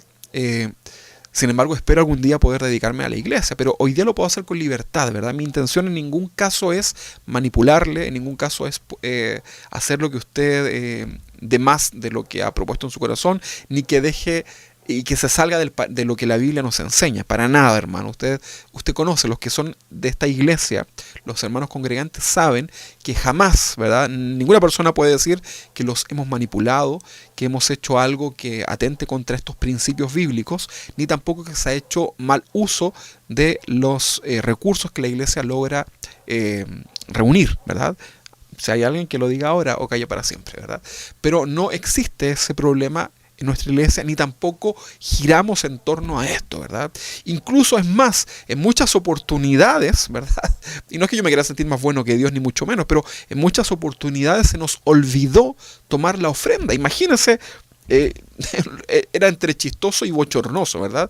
Se nos olvidó tomar la ofrenda. Y a ustedes quizás también se les olvidó decirlo, porque en realidad nuestra mente no estaba en las cosas materiales. Sin embargo, el Señor también me exhortó en relación a eso, porque la ofrenda, el presentarnos delante del Señor, también es algo importante y es parte de nuestra adoración, ¿verdad? Nuestro culto no gira en torno a la ofrenda, no gira en torno al monto que vamos a reunir, ni me da más ánimo que reunamos más o menos, para nada, ¿verdad? Dios conoce nuestro corazón. Pero debemos hoy día, que estamos hablando de esta serie de Iglesia con Fundamento Bíblico, poder establecer estas verdades. Así que yo lo animo a que usted abra su corazón. Y si hay una mala actitud en relación a esto, usted pueda sacarlo, ¿verdad? Pueda sacar ahí de su corazón todo aquello. ¿Ok? Ahora, avancemos entonces en relación a esto del diezmo, ¿verdad? Diezmo, ¿verdad? Una palabra como hasta fea hoy día. Diezmo, así como, ¿verdad? Muchos se burlan del diezmo ahí en las redes sociales. Ahora, preguntas legítimas que nosotros como cristianos nos podemos hacer. ¿Para qué se da el diezmo? ¿Para qué se podría dar el diezmo, ¿verdad? O dinero a la iglesia si Dios no necesita dinero, ¿verdad? Una pregunta, si Dios es dueño de todo, entonces ¿para qué Dios me puede estar pidiendo dinero, ¿verdad? Una pregunta válida, está muy bien, yo me la hice, la estoy escribiendo porque me las hice. ¿Cuál era el uso que Dios estableció en el Antiguo Testamento para los diezmos o las ofrendas? ¿Cuál era el uso, verdad? ¿Qué dice la Biblia en relación a cómo se debe administrar? Una pregunta muy válida y que la vamos a tratar de responder también en estas enseñanzas. Otra pregunta que usted se podría estar haciendo, o se ha hecho, ¿verdad? O se va a hacer. ¿Por qué debo dar el diezmo en una iglesia si ya no existe el tabernáculo, el templo, ya no hay sacerdocio? ¿Por qué debo yo dar un diezmo o una ofrenda en una iglesia? Ahora, otra pregunta, ¿verdad? Que a lo mejor usted se la puede hacer al momento de dar. A lo mejor usted tuvo una buena intención en su corazón de dar, ¿verdad? Dios puso en su corazón, usted lo hizo con alegría, apartó su ofrenda, ¿verdad? Y usted a lo mejor después de dar se hace una pregunta que puede ser válida. Sin duda, no piense que eso es diabólico, pero puede ser una pregunta. ¿Qué pasa si mi dinero es utilizado en cosas que no son de Dios? También puede ser, ¿verdad? Recordemos, Dios está probando nuestro corazón. Vamos a ir respondiendo a estas preguntas, pero lo vamos a hacer ordenados, ¿ok? No hay prisa, ¿verdad? No hay prisa, así que vamos a aprender acerca de esto. Créanme que tener resueltos estos temas, ¿verdad? Que para muchos pueden ser temas como casi administrativos para algunos. Sin embargo, esto es muy espiritual. Esto nos va a llevar a una adoración genuina con Dios, ¿verdad? Nos va a llevar, a lo mejor usted ya comprendió lo que significa adorar a Dios con un corazón de adoración, de alabanza, de gratitud, ¿verdad? Y a lo mejor ese tema ya lo tiene resuelto, que lo hablamos hace un tiempo. Pero a lo mejor en esta otra área, que es la parte de la adoración, de la intención mía en relación al dar, a lo mejor aquí estamos mal. A lo mejor no lo estoy haciendo por alguna actitud, ¿verdad? A lo mejor lo estoy haciendo, pero no lo estoy haciendo con el fundamento bíblico, ¿verdad? Entonces, queremos que Dios nos ayude para que nuestra adoración sea correcta, genuina. Recuerde, no estamos hablando de cantidades, ¿verdad? No estamos diciendo que Dios ama más al que da 100 que el que da 1. Vamos a ver muchos pasajes que nos hablan acerca de esto, ¿verdad? Para nada, ¿verdad? Dios simplemente quiere mirar nuestro corazón, ¿ok? Bien, muy bien. Ahora, intentaremos nosotros responder estas preguntas, ¿verdad? Que hemos planteado. Algunas vamos a responderlas con un sentido común, otras las vamos a responder también con un fundamento bíblico, ¿verdad? Pero no se olvide esta frase que le decía al principio. El abuso que han hecho algunos sinvergüenzas no anulan las verdades bíblicas sobre el dinero en la Biblia, ¿ok? Bien, Malaquías 3:10, ya lo teníamos ahí, si me lo puedes dejar, Luis, ahí en el texto. Malaquías 3:10 dice traer los diezmos, ahí está la palabra diezmo, vamos a subrayar la palabra diezmo, después dice al alfolí, ¿verdad? Ahí hay otro. Mire, acá apliquemos la hermenéutica, porque hay un principio bíblico, o sea, hay una herramienta, hay una ley, ¿verdad? O reglas dentro de la hermenéutica, y una de las es la observación, ¿verdad? Entonces yo voy a tomar este texto bíblico, mírenlo ahí ustedes, por favor, lo tengo yo en la pantalla, mírelo, y yo creo que usted, primero que todo, analice las palabras que usted quizás no entiende muy bien, ¿ok? Aquí dice la palabra, la vamos a subrayar, ¿ok? Vamos a leer el texto y vamos a aplicar este principio hermenéutico, ¿verdad? De la observación, palabras que no sé lo que significan para poder analizarlas. Dice traed, es una orden, traed, un imperativo, todos los diezmos, eran varios, al alfolí. Al alfolí. Hay una palabra rara, alfolí, y la palabra diezmo, ¿verdad? También la vamos a definir. Ahí entonces escriba diezmos, alfolí. Y hay alimento en mi casa. Mira, esta palabra también la vamos a estudiar, a pesar de que es una palabra conocida, pero es interesante porque dice que Dios, ahí está hablando Dios por medio de Malaquías. Recuerde que el profeta hablaba en el nombre de Dios, pero Dios está hablando como que lo traigan a su casa, ¿verdad? ¿Será que Dios vive en una casa? Lo vamos a ver, ¿ok? Entonces subrayemos diezmos, alfolí, casa. Dice, y probadme ahora en esto, dice Jehová de los ejércitos, si no os abriré las ventanas de los cielos. O sea que si damos, dice el Señor que Él sí o sí va a hacer esto. En este contexto de Malaquías, ¿verdad? Que abrirá la ventana de los cielos y derramaré sobre vosotros bendición hasta que sobreabunde. Vamos a ver también esta palabra bendición porque queremos ver qué tipo de bendición, a qué se refiere con esto, ¿ok?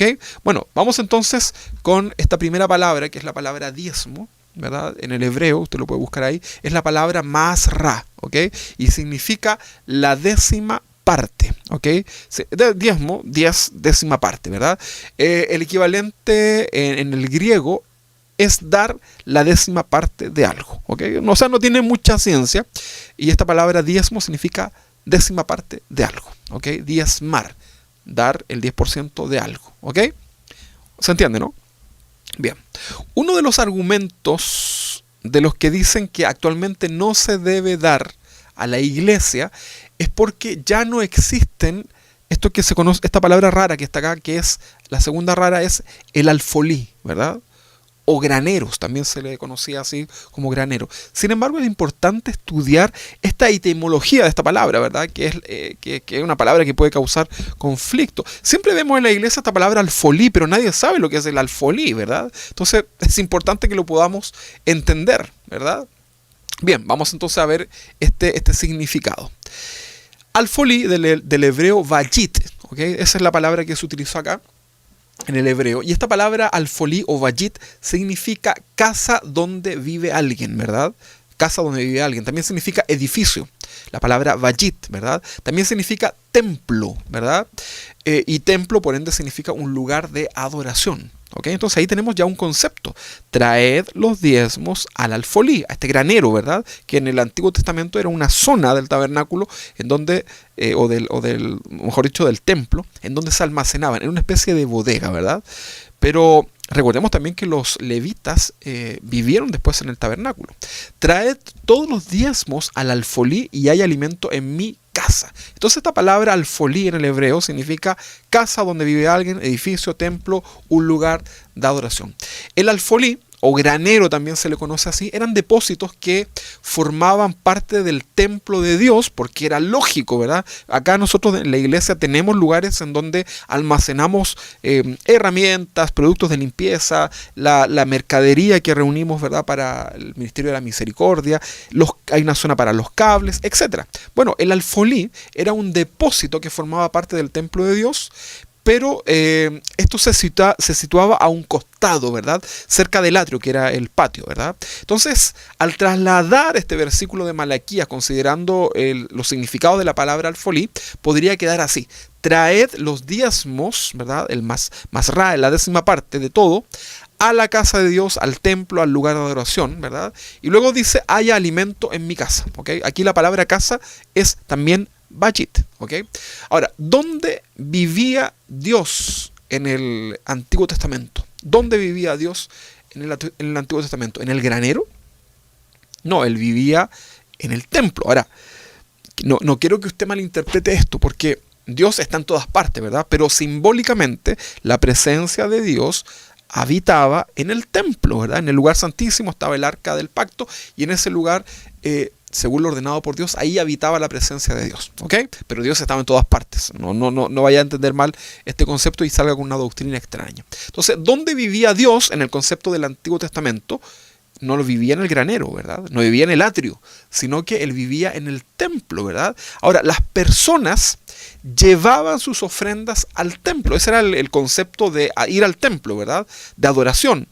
Luego, estas ofrendas eran tomadas, ¿verdad? Se presentaban en el lugar de adoración, en los altares que habían ahí para las ofrendas, y estas ofrendas eran tomadas y eran llevadas al alfolí.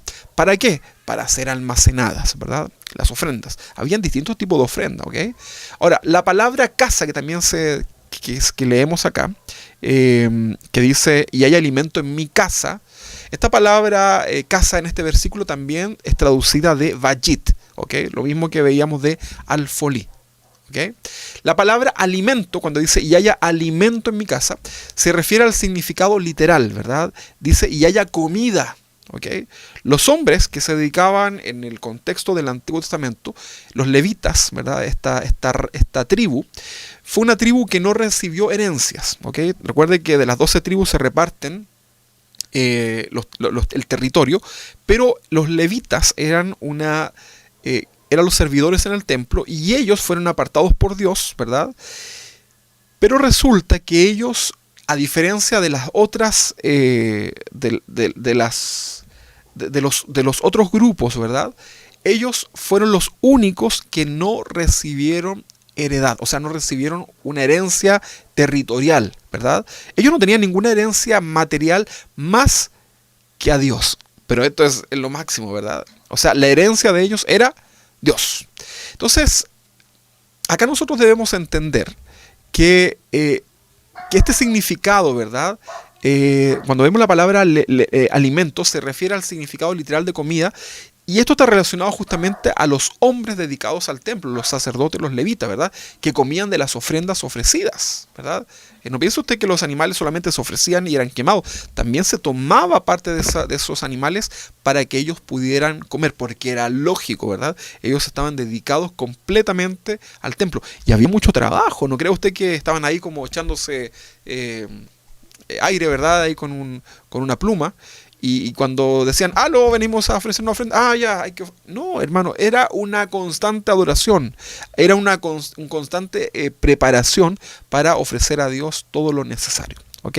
El templo, mire, usted si estudia el tabernáculo, se va a dar cuenta incluso que la luz no podía, la luz de la menorá, ¿verdad? Este candelabro no podía apagarse. Entonces había habían turnos para que el templo nunca estuviera descuidado, ¿verdad? La limpieza, la adoración, todo debía estar reluciente, ¿verdad? El sumo sacerdote debía tener una preparación para que una vez al año él se pudiera presentar delante de Dios y pudiera ser derramada la bendición hacia el pueblo. Entonces no era algo, como les puedo decir, no era algo improvisado, ¿verdad? Había un trabajo en la casa del Señor, en el templo, en el tabernáculo. Entonces, esta palabra alimento significa comida, literal, ¿verdad? Y los hombres, los levitas, los sacerdotes que estaban dedicados al templo, esta raza, esta tribu, ellos vivían de esto, ¿verdad? La herencia de ellos era Jehová y todo lo que estaba en su tabernáculo, ¿ok? Otra palabra que vimos acá es la palabra bendición, ¿verdad? Del hebreo veracá, ¿verdad? Esa es la palabra bendición. Y esta palabra bendición significa bendición, pero de todo tipo, ¿verdad? Entonces vamos a leer este texto.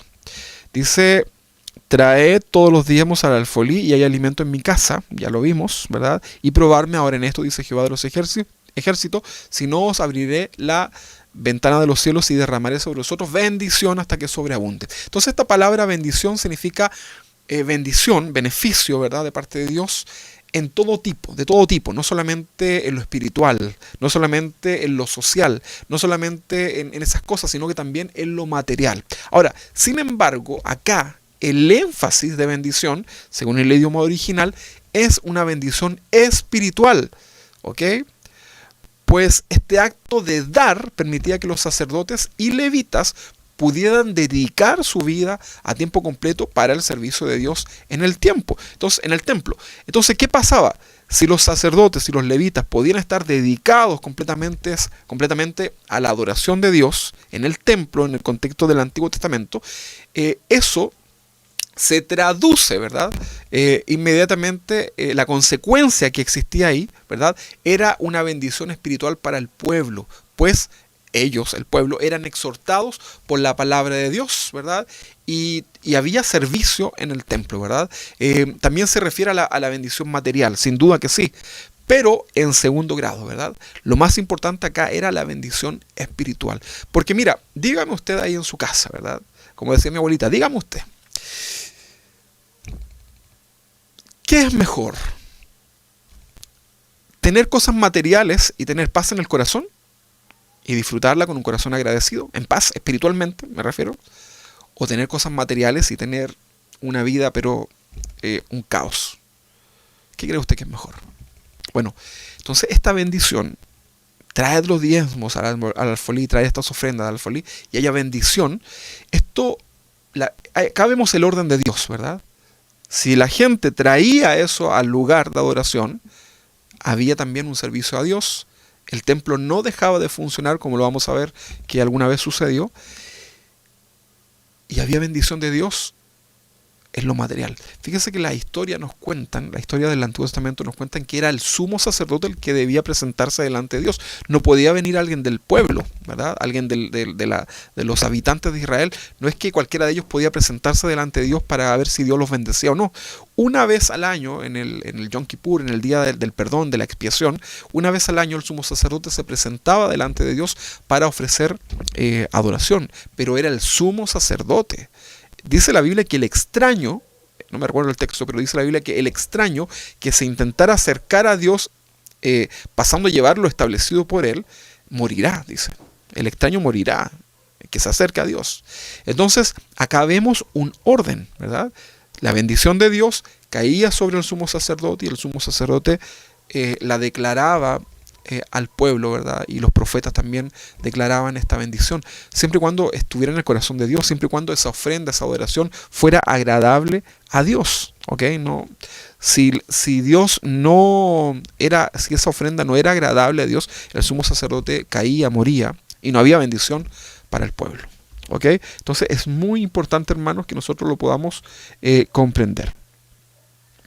Bien, vamos a ver entonces una historia que es la historia del rey Ezequías. ¿Okay? No pretendamos hoy día terminar este tema completamente, pero vamos a ver acá una historia, ¿verdad?, de Ezequías. ¿Okay? Que era un rey, el rey Ezequías. Vamos a darle luego el texto. Ahí Luis lo va a estar proyectando, pero vamos a hacer un poquito una introducción. En esta historia veremos que el texto de Malaquías se va a aplicar de una manera gráfica en esta historia. ¿Por qué razón? Hubo un rey que se llamaba Ezequías, y este rey era bueno, fue un rey bueno delante de los ojos de Dios. Recordemos que habían reyes buenos y reyes malos, ¿verdad? Bueno, pero Ezequías era un rey bueno y era un rey recto ante los ojos de Dios. Sin embargo, su antecesor fue un rey malo, ¿verdad?, que había descuidado la casa de Dios, el tabernáculo, ¿verdad?, lo que estamos hablando ahora. Ya no leían la ley los sacerdotes, habían descuidado las cosas sagradas de la casa de Dios y se habían vuelto incluso a los baales. Eso nos cuenta la historia, ¿verdad? Pero cuando llega el rey Ezequías, que amaba a Dios, comienza una reforma, ¿verdad?, en relación a lo espiritual, en relación a la adoración a Dios, y esta reforma parte todo, ¿verdad?, en relación a la casa de Dios, a los sacerdotes, ¿verdad? Todo va partiendo entonces por lo más importante de aquel tiempo, la casa y las cosas en relación a Dios. Entonces Ezequías no se preocupa de reconstruir puentes, no se preocupa de mejorar la salud, los hospitales, ni nada de eso, ni buscar una vacuna para las enfermedades de aquel tiempo. Estoy así como para que usted se imagine un poco cómo sería hoy día. No, lo que hizo Ezequías, lo primero que él hizo fue preocuparse de lo que estaba pasando en el templo, ¿verdad? Recuerde que el templo incluso había sido cerrado, habían cosas extrañas, ¿verdad? Estaba lleno de inmundicia todo, ¿verdad? Entonces lo vamos a leer. Segunda de Crónicas, capítulo 31, versículo 2. Luis, ayúdame con ese texto. Segunda de Crónicas, capítulo 31, versículo 2, dice, usted lea después todo el contexto, pero dice, y arregló Ezequías la distribución de los sacerdotes y de los levitas. Eso fue lo primero que hizo, ¿verdad? No siga leyendo para que no nos perdamos, luego lo retomamos. Aquí la palabra distribución en el hebreo se refiere con la provisión material. O sea, lo primero que él hizo fue ordenar la distribución de las cosas materiales, ¿verdad?, que los sacerdotes y los levitas debían tener. Porque como el pueblo, la gente, había dejado de ofrecer a Dios ofrendas, diezmos y todo esto, eso causó que los levitas, los sacerdotes, tuvieran que salir, ¿verdad? Tienen que salir de ese lugar, ¿verdad? Y comenzaron a buscar en otras cosas y olvidaron el llamamiento de parte del Señor a lo que ellos habían sido apartados, ¿ok? Entonces, lo que hace Ezequías, este rey, fue ordenar esta distribución de lo material, ¿verdad?, que los sacerdotes y levitas debían tener. Entonces dice Crónica, dice que y arregló Ezequías la distribución de los sacerdotes y de los levitas conforme a sus turnos. Acá hay una palabra importante. Dice a sus turnos, cada uno según su oficio. Aquí tenemos dos palabras, turno y oficio. Vamos a leer esto. Dice que la palabra turno dice que habían servicios continuos en la casa de Israel, del Señor, en el templo, en el tabernáculo, y ellos estaban dedicados en cuerpo y alma a la administración de la casa de Dios. Por eso habían turnos, no podía haber una persona sirviendo 24 horas porque esa persona tiene que descansar. Esos levitas también debían estar con sus familias, ¿verdad? Recuerde que el sumo sacerdote, el levita, también tenía su familia, ¿verdad? Y acá dice según su oficio, ¿verdad? Turnos y oficios. Habían levitas que estaban encargados de la mantención, ¿verdad? Habían levitas encargados de la mantención del templo, otros eran artesanos. Habían albañiles, ¿verdad?, que hacían las reparaciones de la casa del Señor. Los sacerdotes y los levitas para ofrecer ofrenda al Señor debían también capacitarse, ¿ok? Entonces había todo un grupo de personas al servicio de Dios, ¿ok? Vamos a seguir leyendo donde quedamos. Acá dice entonces, cada uno según su oficio, los sacerdotes y los levitas para ofrecer el holocausto y las ofrendas de paz, para que ministrasen, para que diesen gracia y alabasen dentro de las puertas de los atrios de Jehová. Dentro de las puertas de los atrios, recuerden, el atrio era el patio que tenía el tabernáculo, o en este caso el templo, ¿ok? Dice acá hay que subrayar algo que dice para que diesen gracia y alabasen dentro de las puertas de los atrios de Jehová. Entonces acá vemos lo que conoceríamos hoy como algo así como el ministerio de la alabanza, de la adoración, ¿verdad? Pero esto con una preparación y una dedicación total, ¿verdad? ¿Cuántos de los que les gusta la alabanza, los que tienen este ministerio de la alabanza, les encantaría estar dedicados completamente a la alabanza para Dios, de poder despertar por la mañana, estar en oración, estar en búsqueda, estar ahí luego preparando, ¿verdad?, sus instrumentos, pero con una dedicación máxima, absoluta y solamente para Dios, ¿verdad? Y no tener que salir afuera, ¿verdad?, a los afanes de este mundo, ¿verdad? Y que tu adoración fuera exclusiva, ¿verdad? Que solamente tu vida fuera adorar a Dios. Muchos quizás dirían que fome, ¿verdad? Bueno, ahí hablamos después. Pero muchos que comprenden esto dirían, wow, eso es lo que me encantaría. Bueno, en los tiempos del tabernáculo así era, ¿verdad? Estos levitas, estos sacerdotes, ¿verdad?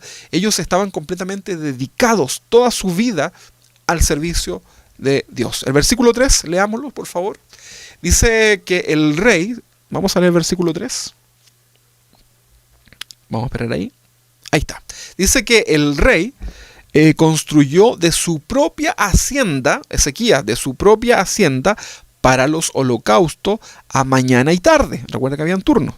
Y para holocaustos de los días antes de reposo, nuevas lunas y fiestas solemnes, como está escrito en la ley de Jehová. Entonces acá vemos cómo este rey, este líder, fue el primero en dar el ejemplo, ¿verdad? El primero en dar, ¿verdad?, hacia la hacienda, de su propia hacienda, perdón, dice acá.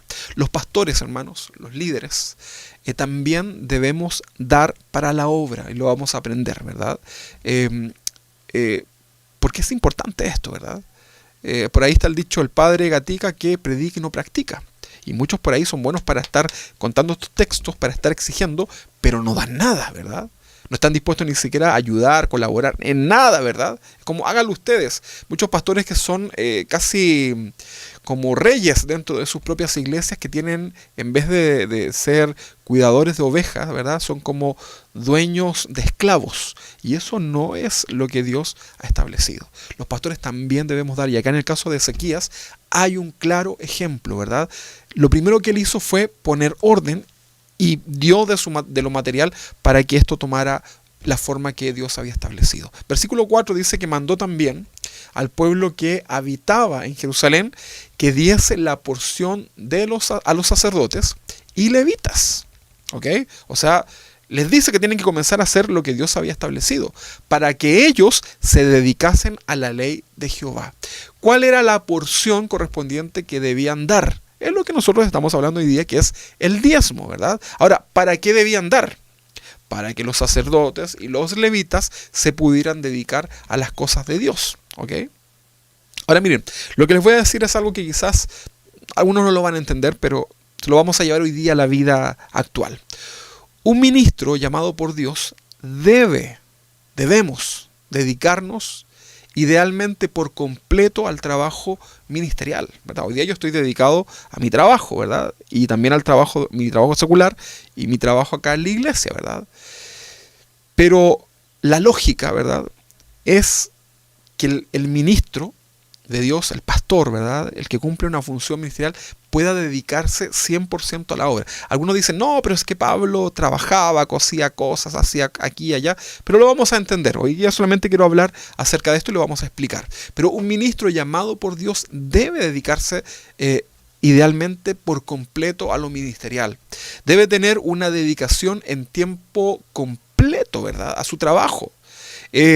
Para que pueda dar también una buena enseñanza, ¿verdad? Para que pueda dar una enseñanza de sana doctrina y así la gente, los hermanos puedan ser iluminados por la correcta palabra, ¿verdad? Y para todo lo anterior se requiere, por supuesto, mucho tiempo. Usted no crea que una predicación que se comparte es algo que sale como en el momento, para nada.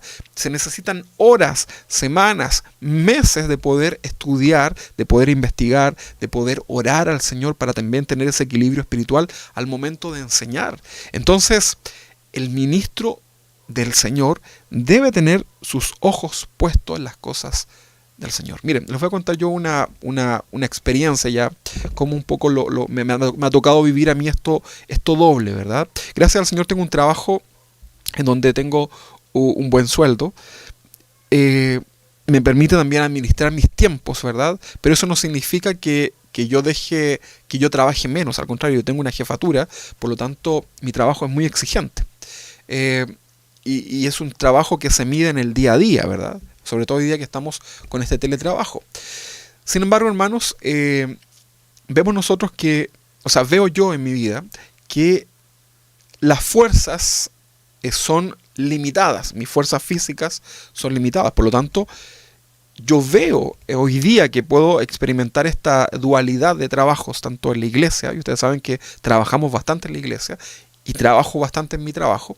Entonces yo veo que mis fuerzas son limitadas. Y muchas veces hay días en que realmente no tengo ni siquiera fuerzas para poder levantarme. Es algo, aquí no quiero que me pongan música triste, ni me estoy haciendo la víctima. Pero yo les quiero contar un poco en la práctica, en el sentido común, ¿verdad? Entonces muchas veces me ha sucedido que no puedo dedicar todo el tiempo que quiero para preparar un mensaje, para visitar a los hermanos, para ministrarles, para hacer todo lo que esto conlleva, ¿verdad? Y ahí yo digo, tiene mucho sentido, ¿verdad?, que el pastor esté dedicado al ministerio, ¿verdad? Para algunos, para muchos, y quizás de ustedes que están ahí, para muchos piensan que esto es un hobby, piensan que el servicio pastoral quizás sea algo así como como un hobby, ¿verdad? Así como, no, si cualquiera puede hacerlo, ¿verdad? Hay muchos conceptos mal entendidos hoy día. Sin embargo, los psicólogos, los psiquiatras dicen que uno de los trabajos más estresantes, uno de los trabajos más demandantes justamente es el trabajo pastoral, ¿verdad? Junto con otros, ¿verdad? Pero el trabajo pastoral está ahí en el pic de los trabajos más demandantes, porque uno es pastor las 24 horas del día, ¿verdad? Uno no se desconecta. Yo en mi trabajo de repente puedo apagar mi celular, apago mi notebook y ya me desconecté de todo, ¿verdad? Pero el trabajo pastoral está ahí, ¿verdad? Incluso aunque usted no me llame, incluso aunque usted no venga, no estemos acá, hay una carga, en el buen sentido, no lo tome a mal, pero hay una carga espiritual sobre los pastores de estar orando por ustedes, ¿verdad? De estar intercediendo al Señor, de buscar dirección, ¿verdad?, de parte de Dios. Entonces, yo hoy día les puedo decir, y con mucha libertad, por lo que les decía al principio, que estoy muy de acuerdo con este concepto de que los pastores deberíamos estar dedicados completamente a la obra. ¿Para qué? Para que justamente no suceda lo que sucedía en los tiempos de Ezequías, ¿verdad? Que no hubo bendición espiritual, no había ministración espiritual, porque los levitas, los sacerdotes, estaban así como dice el dicho popular, con una pata en el tabernáculo y la otra pata buscando el sustento, con una pata en las cosas de Dios y con la otra pata quizás viviendo y conviviendo en el mundo con todo lo que aquello significa, ¿verdad? Una de las razones por la cual Dios separa a este pueblo es justamente para que no se contaminen, ¿verdad? Para que no tengan esta lucha que tenemos en el día a día en el trabajo. ¿Cuántas veces ustedes ahí en sus casas tienen esta lucha cotidiana, ¿verdad? Y que nos quita la paz, ¿verdad? Las cosas de afuera. Entonces, lo que Dios quería era que este pueblo, este grupo de levitas estuviera completamente dedicados a las cosas de Dios, ¿verdad? Que tuvieran sus familias, sí, que vivieran, sí, ¿verdad? Pero que estuvieran en sus fuerzas completamente dedicados al Señor, ¿ok? Entonces es muy importante esto. El ministro de Dios se dedica a Él, ¿verdad? A través de un llamado que recibe de parte de Dios, y en cierta manera el ministro confía plenamente en que Dios nos va a sustentar, ¿verdad? Ahora es un gran paso, ¿verdad? Yo admiro a aquellos pastores que toman este llamado, ¿verdad? Y dan el paso de dejar sus trabajos, ¿verdad? Y a pesar de que la congregación sea pequeñita, de poder vivir, ¿verdad?, de lo que Dios provea. Pero luego también tengo este otro discurso, ¿verdad?, que ya hablamos entre pastores, y muchas veces veo el abandono que tienen los pastores de parte de la congregación, ¿verdad? Incluso sobre todo en este tiempo de pandemia, ¿verdad? Muchos pastores que han quedado a la deriva, ¿verdad?, en su sustento diario, producto de que no se pueden congregar, producto de alguna crisis económica, etcétera. Y eso no está bien, ¿verdad? Eso no está bien, porque la iglesia debe ser responsable de esto, ¿verdad? Mi pastor, ¿verdad?, decía algo así como: muchas veces la iglesia quiere tener un pastor que predique súper bien, ¿verdad?, que tenga una buena apariencia, ¿verdad?, que tenga sea elocuente, que coma poco, que no se enferme nunca, ¿verdad?, y que tenga pocas necesidades. Y ojalá no salga de vacaciones, ojalá no tenga... Y parece que a veces así queremos a un pastor, pareciera que eso es un símbolo de tener un buen pastor. Pero yo creo que eso está mal, ¿verdad? Esa actitud en el corazón está mal. Lo vamos a hablar luego ya en las próximas enseñanzas acerca de esto, ¿verdad? Entonces, algunos quieren ir a sus iglesias, tener un buen alimento espiritual a través de la palabra, pero no quieren dar nada. Solo quieren recibir, ¿verdad? Y esto se llama ingratitud, ¿verdad? Cuando tú solamente recibes, pero tú no estás dispuesto a dar, tú eres un ingrato. Eso es lo que significa, ¿verdad? No lo quiero ofender, por supuesto, no quiero dañar sus corazones, por supuesto. Con esto, no queremos decir que ir a una iglesia y participar de la iglesia es que tenga yo que pagar, así como que sea un cobro, para nada, ¿verdad? Esto solo se aplica en el sentido común, ¿verdad?, para que usted lo pueda entender. Un pastor debe, como les decía, invertir muchas horas en el preparar un mensaje cada semana, horas de oración, ¿verdad?, búsqueda, guía del Señor a través de ella. Entonces, un pastor que además debe trabajar secularmente, debe hacerlo entonces, esto de preparar el alimento, hacerlo en el tiempo que le quede, en las fuerzas que le quede, o simplemente castigar a su familia, ¿verdad?, y quitarle este tan preciado tiempo de familia. Es muy común el problema familiar dentro del pastorado, ¿verdad?, justamente por estas situaciones, ¿verdad? Ahora, cuando el problema surge en pastores que están dedicados 100% a la obra y aún así abandonan a su familia, ese es otro tiempo, es otro tema, ¿verdad? Pero el principal problema que hoy día vemos en las iglesias es la falta de sabiduría, de la comunión, ¿verdad? Y esta sabiduría no solamente del pastor, en cuanto a no manipular la palabra, en no estar todo el tiempo dando este tipo de enseñanzas, pero de una manera con una mala intención, sino que también sabiduría en la congregación, ¿verdad? Vemos también una falta de sabiduría, de comunión. Vemos una falta de estudio de la palabra de Dios en los pastores, ¿verdad? A última hora quizás podemos estar ahí preparando algo así como una maruchan, sería esas comidas que son rápidas, ¿verdad? Y que no llevan a nada, ¿verdad? Y como que improviso un mensaje, como que hablo de algo y termino hablando, parto hablando del Génesis y termino hablando de cualquier cosa, lo que usted quiera, ¿verdad? Pero no hay una preparación. Bueno, eso sucede justamente cuando no hay un orden en las cosas de Dios. Segunda de Crónicas, capítulo 31, quedamos en el 5, ¿no? Vamos al 5. Dice así. Recuerde que estamos hablando del contexto del rey Ezequías, ¿verdad? Los sacerdotes, los levitas habían dejado el templo, se habían corrompido, estaban incluso vueltos a los Baales, los templos habían sido cerrados, ¿verdad? Se había acumulado inmundicia ahí, y cuando viene este rey Ezequías, que es un buen rey, él comienza a ordenar, y lo primero que hace en el orden de la nación es partir por lo espiritual, por el templo, porque sabía que venía la bendición de Dios, y era importante que esa bendición fuera primero espiritual, y que esa consecuencia traía lo material, y para poder administrar correctamente lo material ante Dios correctamente, debía tener entonces una bendición, una preparación, una exhortación espiritual. Todo tiene un orden en las cosas de Dios. Bien, leamos entonces Segunda de Crónicas, capítulo 31, 5. Dice: y cuando este edicto, ¿verdad?, que este edicto significa mandato, fue promulgado,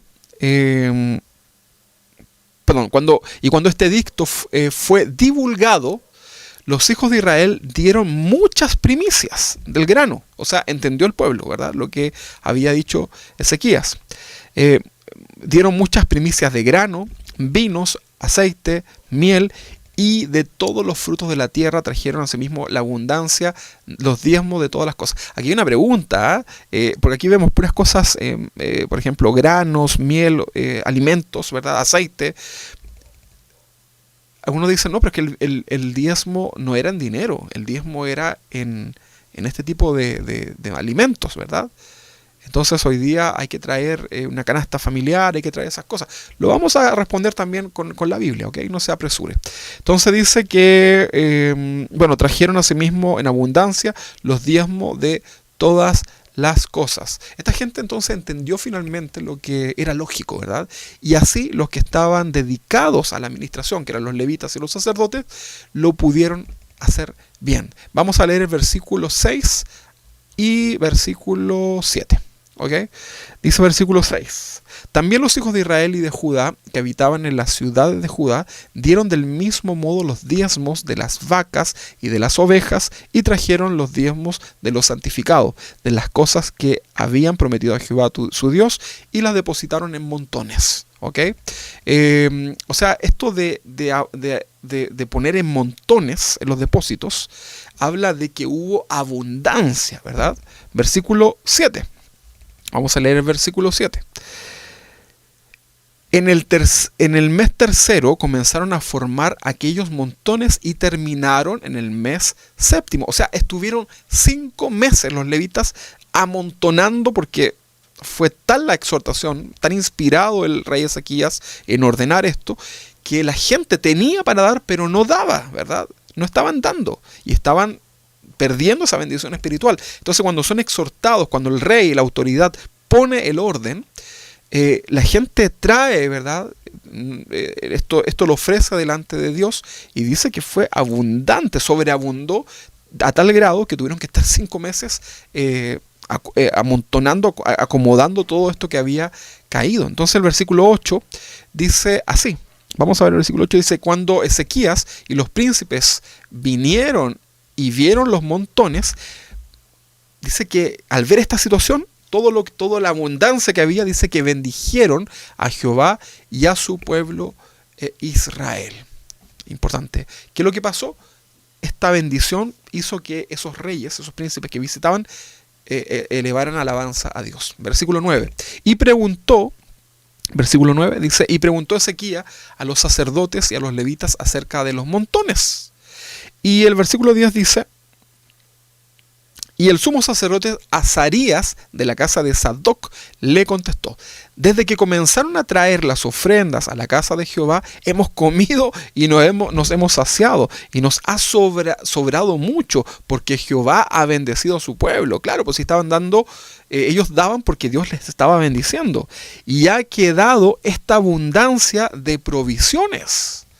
Versículo 10 dice, versículo 11, ¿no? Versículo 10. Ya déjame el 11 ahí puesto. Entonces, los que estaban dedicados al templo habían pasado gran necesidad, ¿verdad? Ya se habían incluso, en cierta manera, cuestionado, incluso su llamado puede ser producto de esta actitud del pueblo, y les tocó salir afuera a buscar el sustento. Era obvio, era lógico, ¿verdad? O sea, un pastor que es llamado al Señor, ¿verdad? Que decide dedicarse 100%, pero la familia llega un momento que ya no tiene para ser sustentado, a pesar que Dios siempre nos sustenta, pero se comienza a ver ese tipo de actitud, entonces el pastor se va a ver en la obligación de ir a buscar el sustento, ¿verdad? Y eso va a tener una consecuencia espiritual en esa congregación. Entonces, en este pasaje vemos cumplido el pasaje de Malaquías, ¿verdad? Que va a haber abundancia hasta que sobreabunde. Muy bien. Entonces, ¿es bíblico ofrecer a Dios ofrendas y diezmos en estos tiempos? Hemos visto que en los tiempos del Antiguo Testamento, sí. En estos tiempos lo vamos a ir respondiendo minuto a minuto. No me quiero ya extender porque este tema es muy, muy extenso. Y vamos a hablar la próxima semana acerca de la ley. Vamos a ver cómo lo aplicamos a este tiempo. Vamos a comprender todo esto. Pero lo que yo le quiero decir hoy día, que pueda usted examinarlo todo, como dice el pasaje, ¿verdad? Pero no se olvide de retener lo bueno. Hay una palabra de Dios para usted en esto. ¿Hay una palabra de Dios en esto? Sí. Amén. Hay una palabra para nosotros en esta enseñanza, ¿verdad? Para muchos puede ser incómodo, para muchos puede ser no de su agrado escuchar este tipo de predicaciones, pero no se olvide que el abuso que han hecho muchos sinvergüenzas no anulan las verdades bíblicas sobre el dinero. Vamos a seguir estudiando la próxima semana este tema. de el dar, ¿verdad? Para Dios. Así que vamos a orar, ¿verdad? Y yo lo invito a que usted se interese en este tipo de temas eh, y podamos crecer como una iglesia sana, como una iglesia madura delante del Señor y haciendo bien las cosas. Solamente le quiero recordar que todo lo que hacemos, incluyendo nuestras ofrendas ante el Señor, tienen un contexto que es de adoración, de exaltación a nuestro Señor y en ningún caso debe ser lo contrario, ¿verdad? Ya les expliqué algunas actitudes del corazón que no son la correcta. Quiero que Dios les bendiga. Dios quiere bendecir su vida. Dios quiere que haya bendición en nosotros hasta que sobreabunde. Sin duda que sí. Amén, Señor. Pero debemos comprender estos principios bíblicos. Amén. Así que yo lo invito a que durante esta semana usted comience a pedirle al Espíritu Santo que examine sus corazones en relación a estos temas importantes que es el dar, ¿verdad? ¿Cómo está tu corazón en relación a lo material? ¿Cómo está tu corazón en relación al sustento de la obra? ¿Cómo está tu vida en relación a esto? ¿Cuál, ¿Cuál es tu actitud frente a ello? ¿Qué estás escuchando en tu mente? ¿Qué estás permitiendo que en tu corazón sea anidado? Es importante que usted pueda orar y presentarse delante del Señor en relación a estos temas. Amén. Vamos a orar al Señor y vamos a darle gracias al Señor porque también todo esto es parte de su adoración. Señor, te damos gracias delante tuyo por todo lo que tú has hecho, por todo lo que tú haces, Señor. Tú eres muy bueno, Señor. Tienes misericordia en nuestras vidas y hoy día nos has permitido poder estudiar este tema tan necesario, Señor, en la iglesia, Señor. Un tema tan manipulado, un tema tan manoseado, pero que hoy día lo queremos ver con un principio bíblico. En el nombre de Jesús, ayúdanos, Señor, a poder entenderlo. Bendice a mis hermanos, bendice a aquellos que se sienten parte de tu obra, aquellos que son colaboradores también de tu obra, Señor, comprendiendo que lo que sembramos, Señor, también lo hacemos para otros, lo hacemos también, Señor, para que tu palabra, Señor, sea compartida con tantas personas y que lo podamos hacer siempre con un corazón, con una actitud correcta. Señor, si hay alguien en este momento que escucha esto y que tiene una actitud que no sea agradable ante ti, Señor, yo te pido que tú puedas hablar a su corazón y que no sea algo impuesto, sino que seas tú, Señor, convenciéndole en su vida lo que pueda estar mal y lo que pueda estar bien. En el nombre de Jesús, bendícenos, Señor. Ayúdanos también como iglesia a poder administrar correctamente nuestros bienes y nunca permita, Señor, por misericordia, que nuestro corazón se extravíe de lo que tú has establecido. En el nombre de Jesús, muchas gracias, Padre. Bendecimos tu nombre. Amén y amén. Mis hermanos, Dios les bendiga. Fue un gusto poder compartir con ustedes y recuerden, nos vemos entonces ya la próxima semana. Que tenga una buena tarde, que tenga un lindo día ahí en el Señor y recuerde que nos vemos este martes, ¿verdad? Ahí en la Bendecidos. Les dejamos ahí un ratito para que se saluden y no se olviden las hermanas, próximo domingo, próximo sábado en la mañanita temprano a las 10 creo que es, ahí les vamos a avisar por interno, grupo de mujeres reunidas, ¿verdad? Así que todas las hermanas ahí en este grupo con mi esposa reunidas para ser exhortadas por la palabra del Señor. Dios les bendiga, somos bendecidos y nos vemos. Un saludo a todos los que nos están viendo en esta transmisión en vivo o a aquellos que nos verán posteriormente. Y nos vemos pronto, si Dios lo permite, nos vemos pronto acá en la iglesia. Bendiciones para todos ustedes, hermanos. Amén. Que estén muy bien.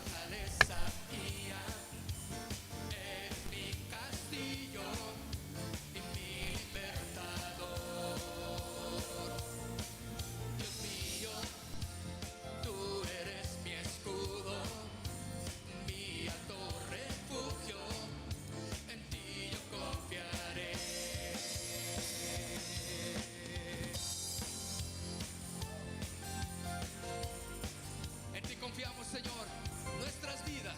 Aleluya. Vamos, en mi angustia.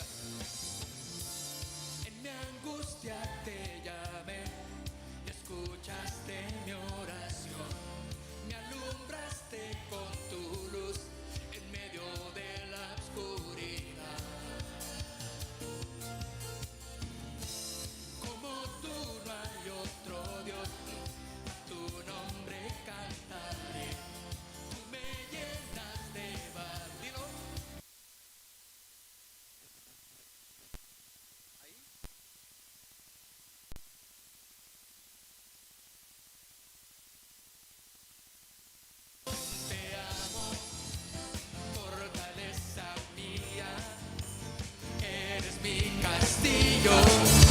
y mi libertador. Oh Dios mío, tú eres mi escudo. Aleluya. En ti yo confiaré. Sí, te amo, fortaleza mía. Eres mi castillo y mi libertador. Dile, Dios mío, tú eres mi escudo, mi alto refugio. En ti yo confiaré.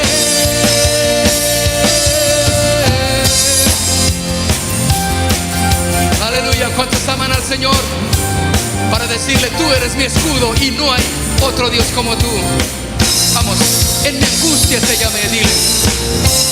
En mi angustia te llamé y escuchaste mi oración. Me alumbraste con tu luz, dile, en medio de la oscuridad. Como tú no hay otro Dios, a tu nombre cantaré. Tú me llenas de valor, con tu fuerza venceré. Oh sí, cierto, eres mi roca y mi salvación. Te amo, fortaleza mía. Eres mi castillo y mi libertador. Oh sí, Dios mío, tú eres mi escudo, mi alto refugio. En ti yo confiaré. Te amo, fortaleza mía. Eres mi castillo y mi libertador. Oh, dile, Dios mío, tú eres mi escudo, mi alto refugio. En ti yo confiaré.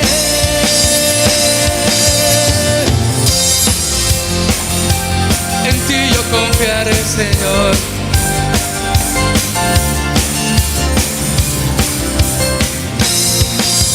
Oh, Dios mío, nos deleitamos en tu presencia, Señor.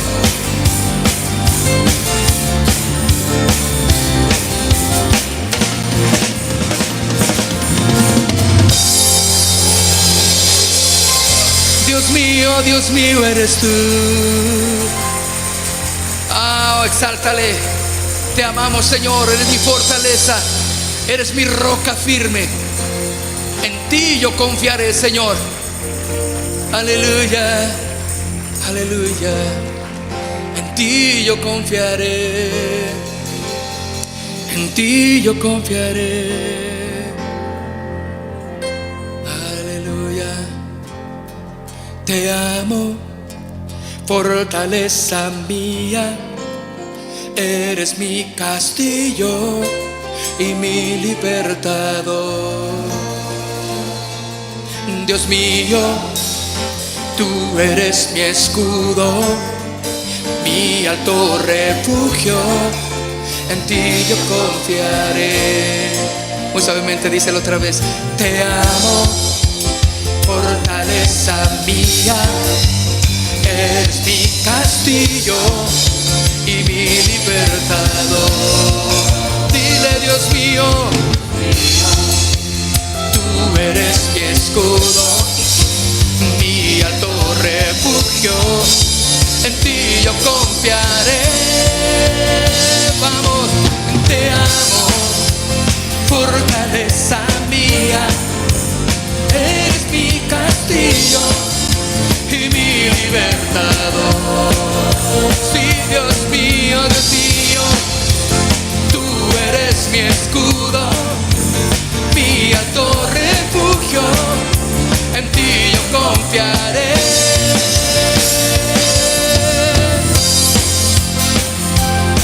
En ti confiamos, Señor. Digno de alabanza eres tú.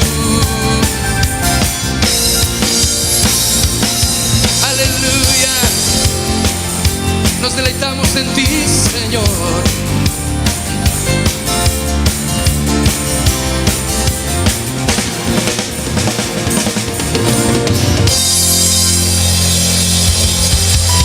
Oh, te amo, Rey. ¿Cuántos aman al Señor? Que se lo digan. Te amo, Señor, fortaleza mía. Aleluya. Eres mi roca firme, Dios. Si estoy en ti, nada podrá moverme, oh Dios. Aleluya, aleluya, oh Rey. Con ganas. Aleluya. ¿Cuánto le quieres decir al Señor? Tú eres mi roca.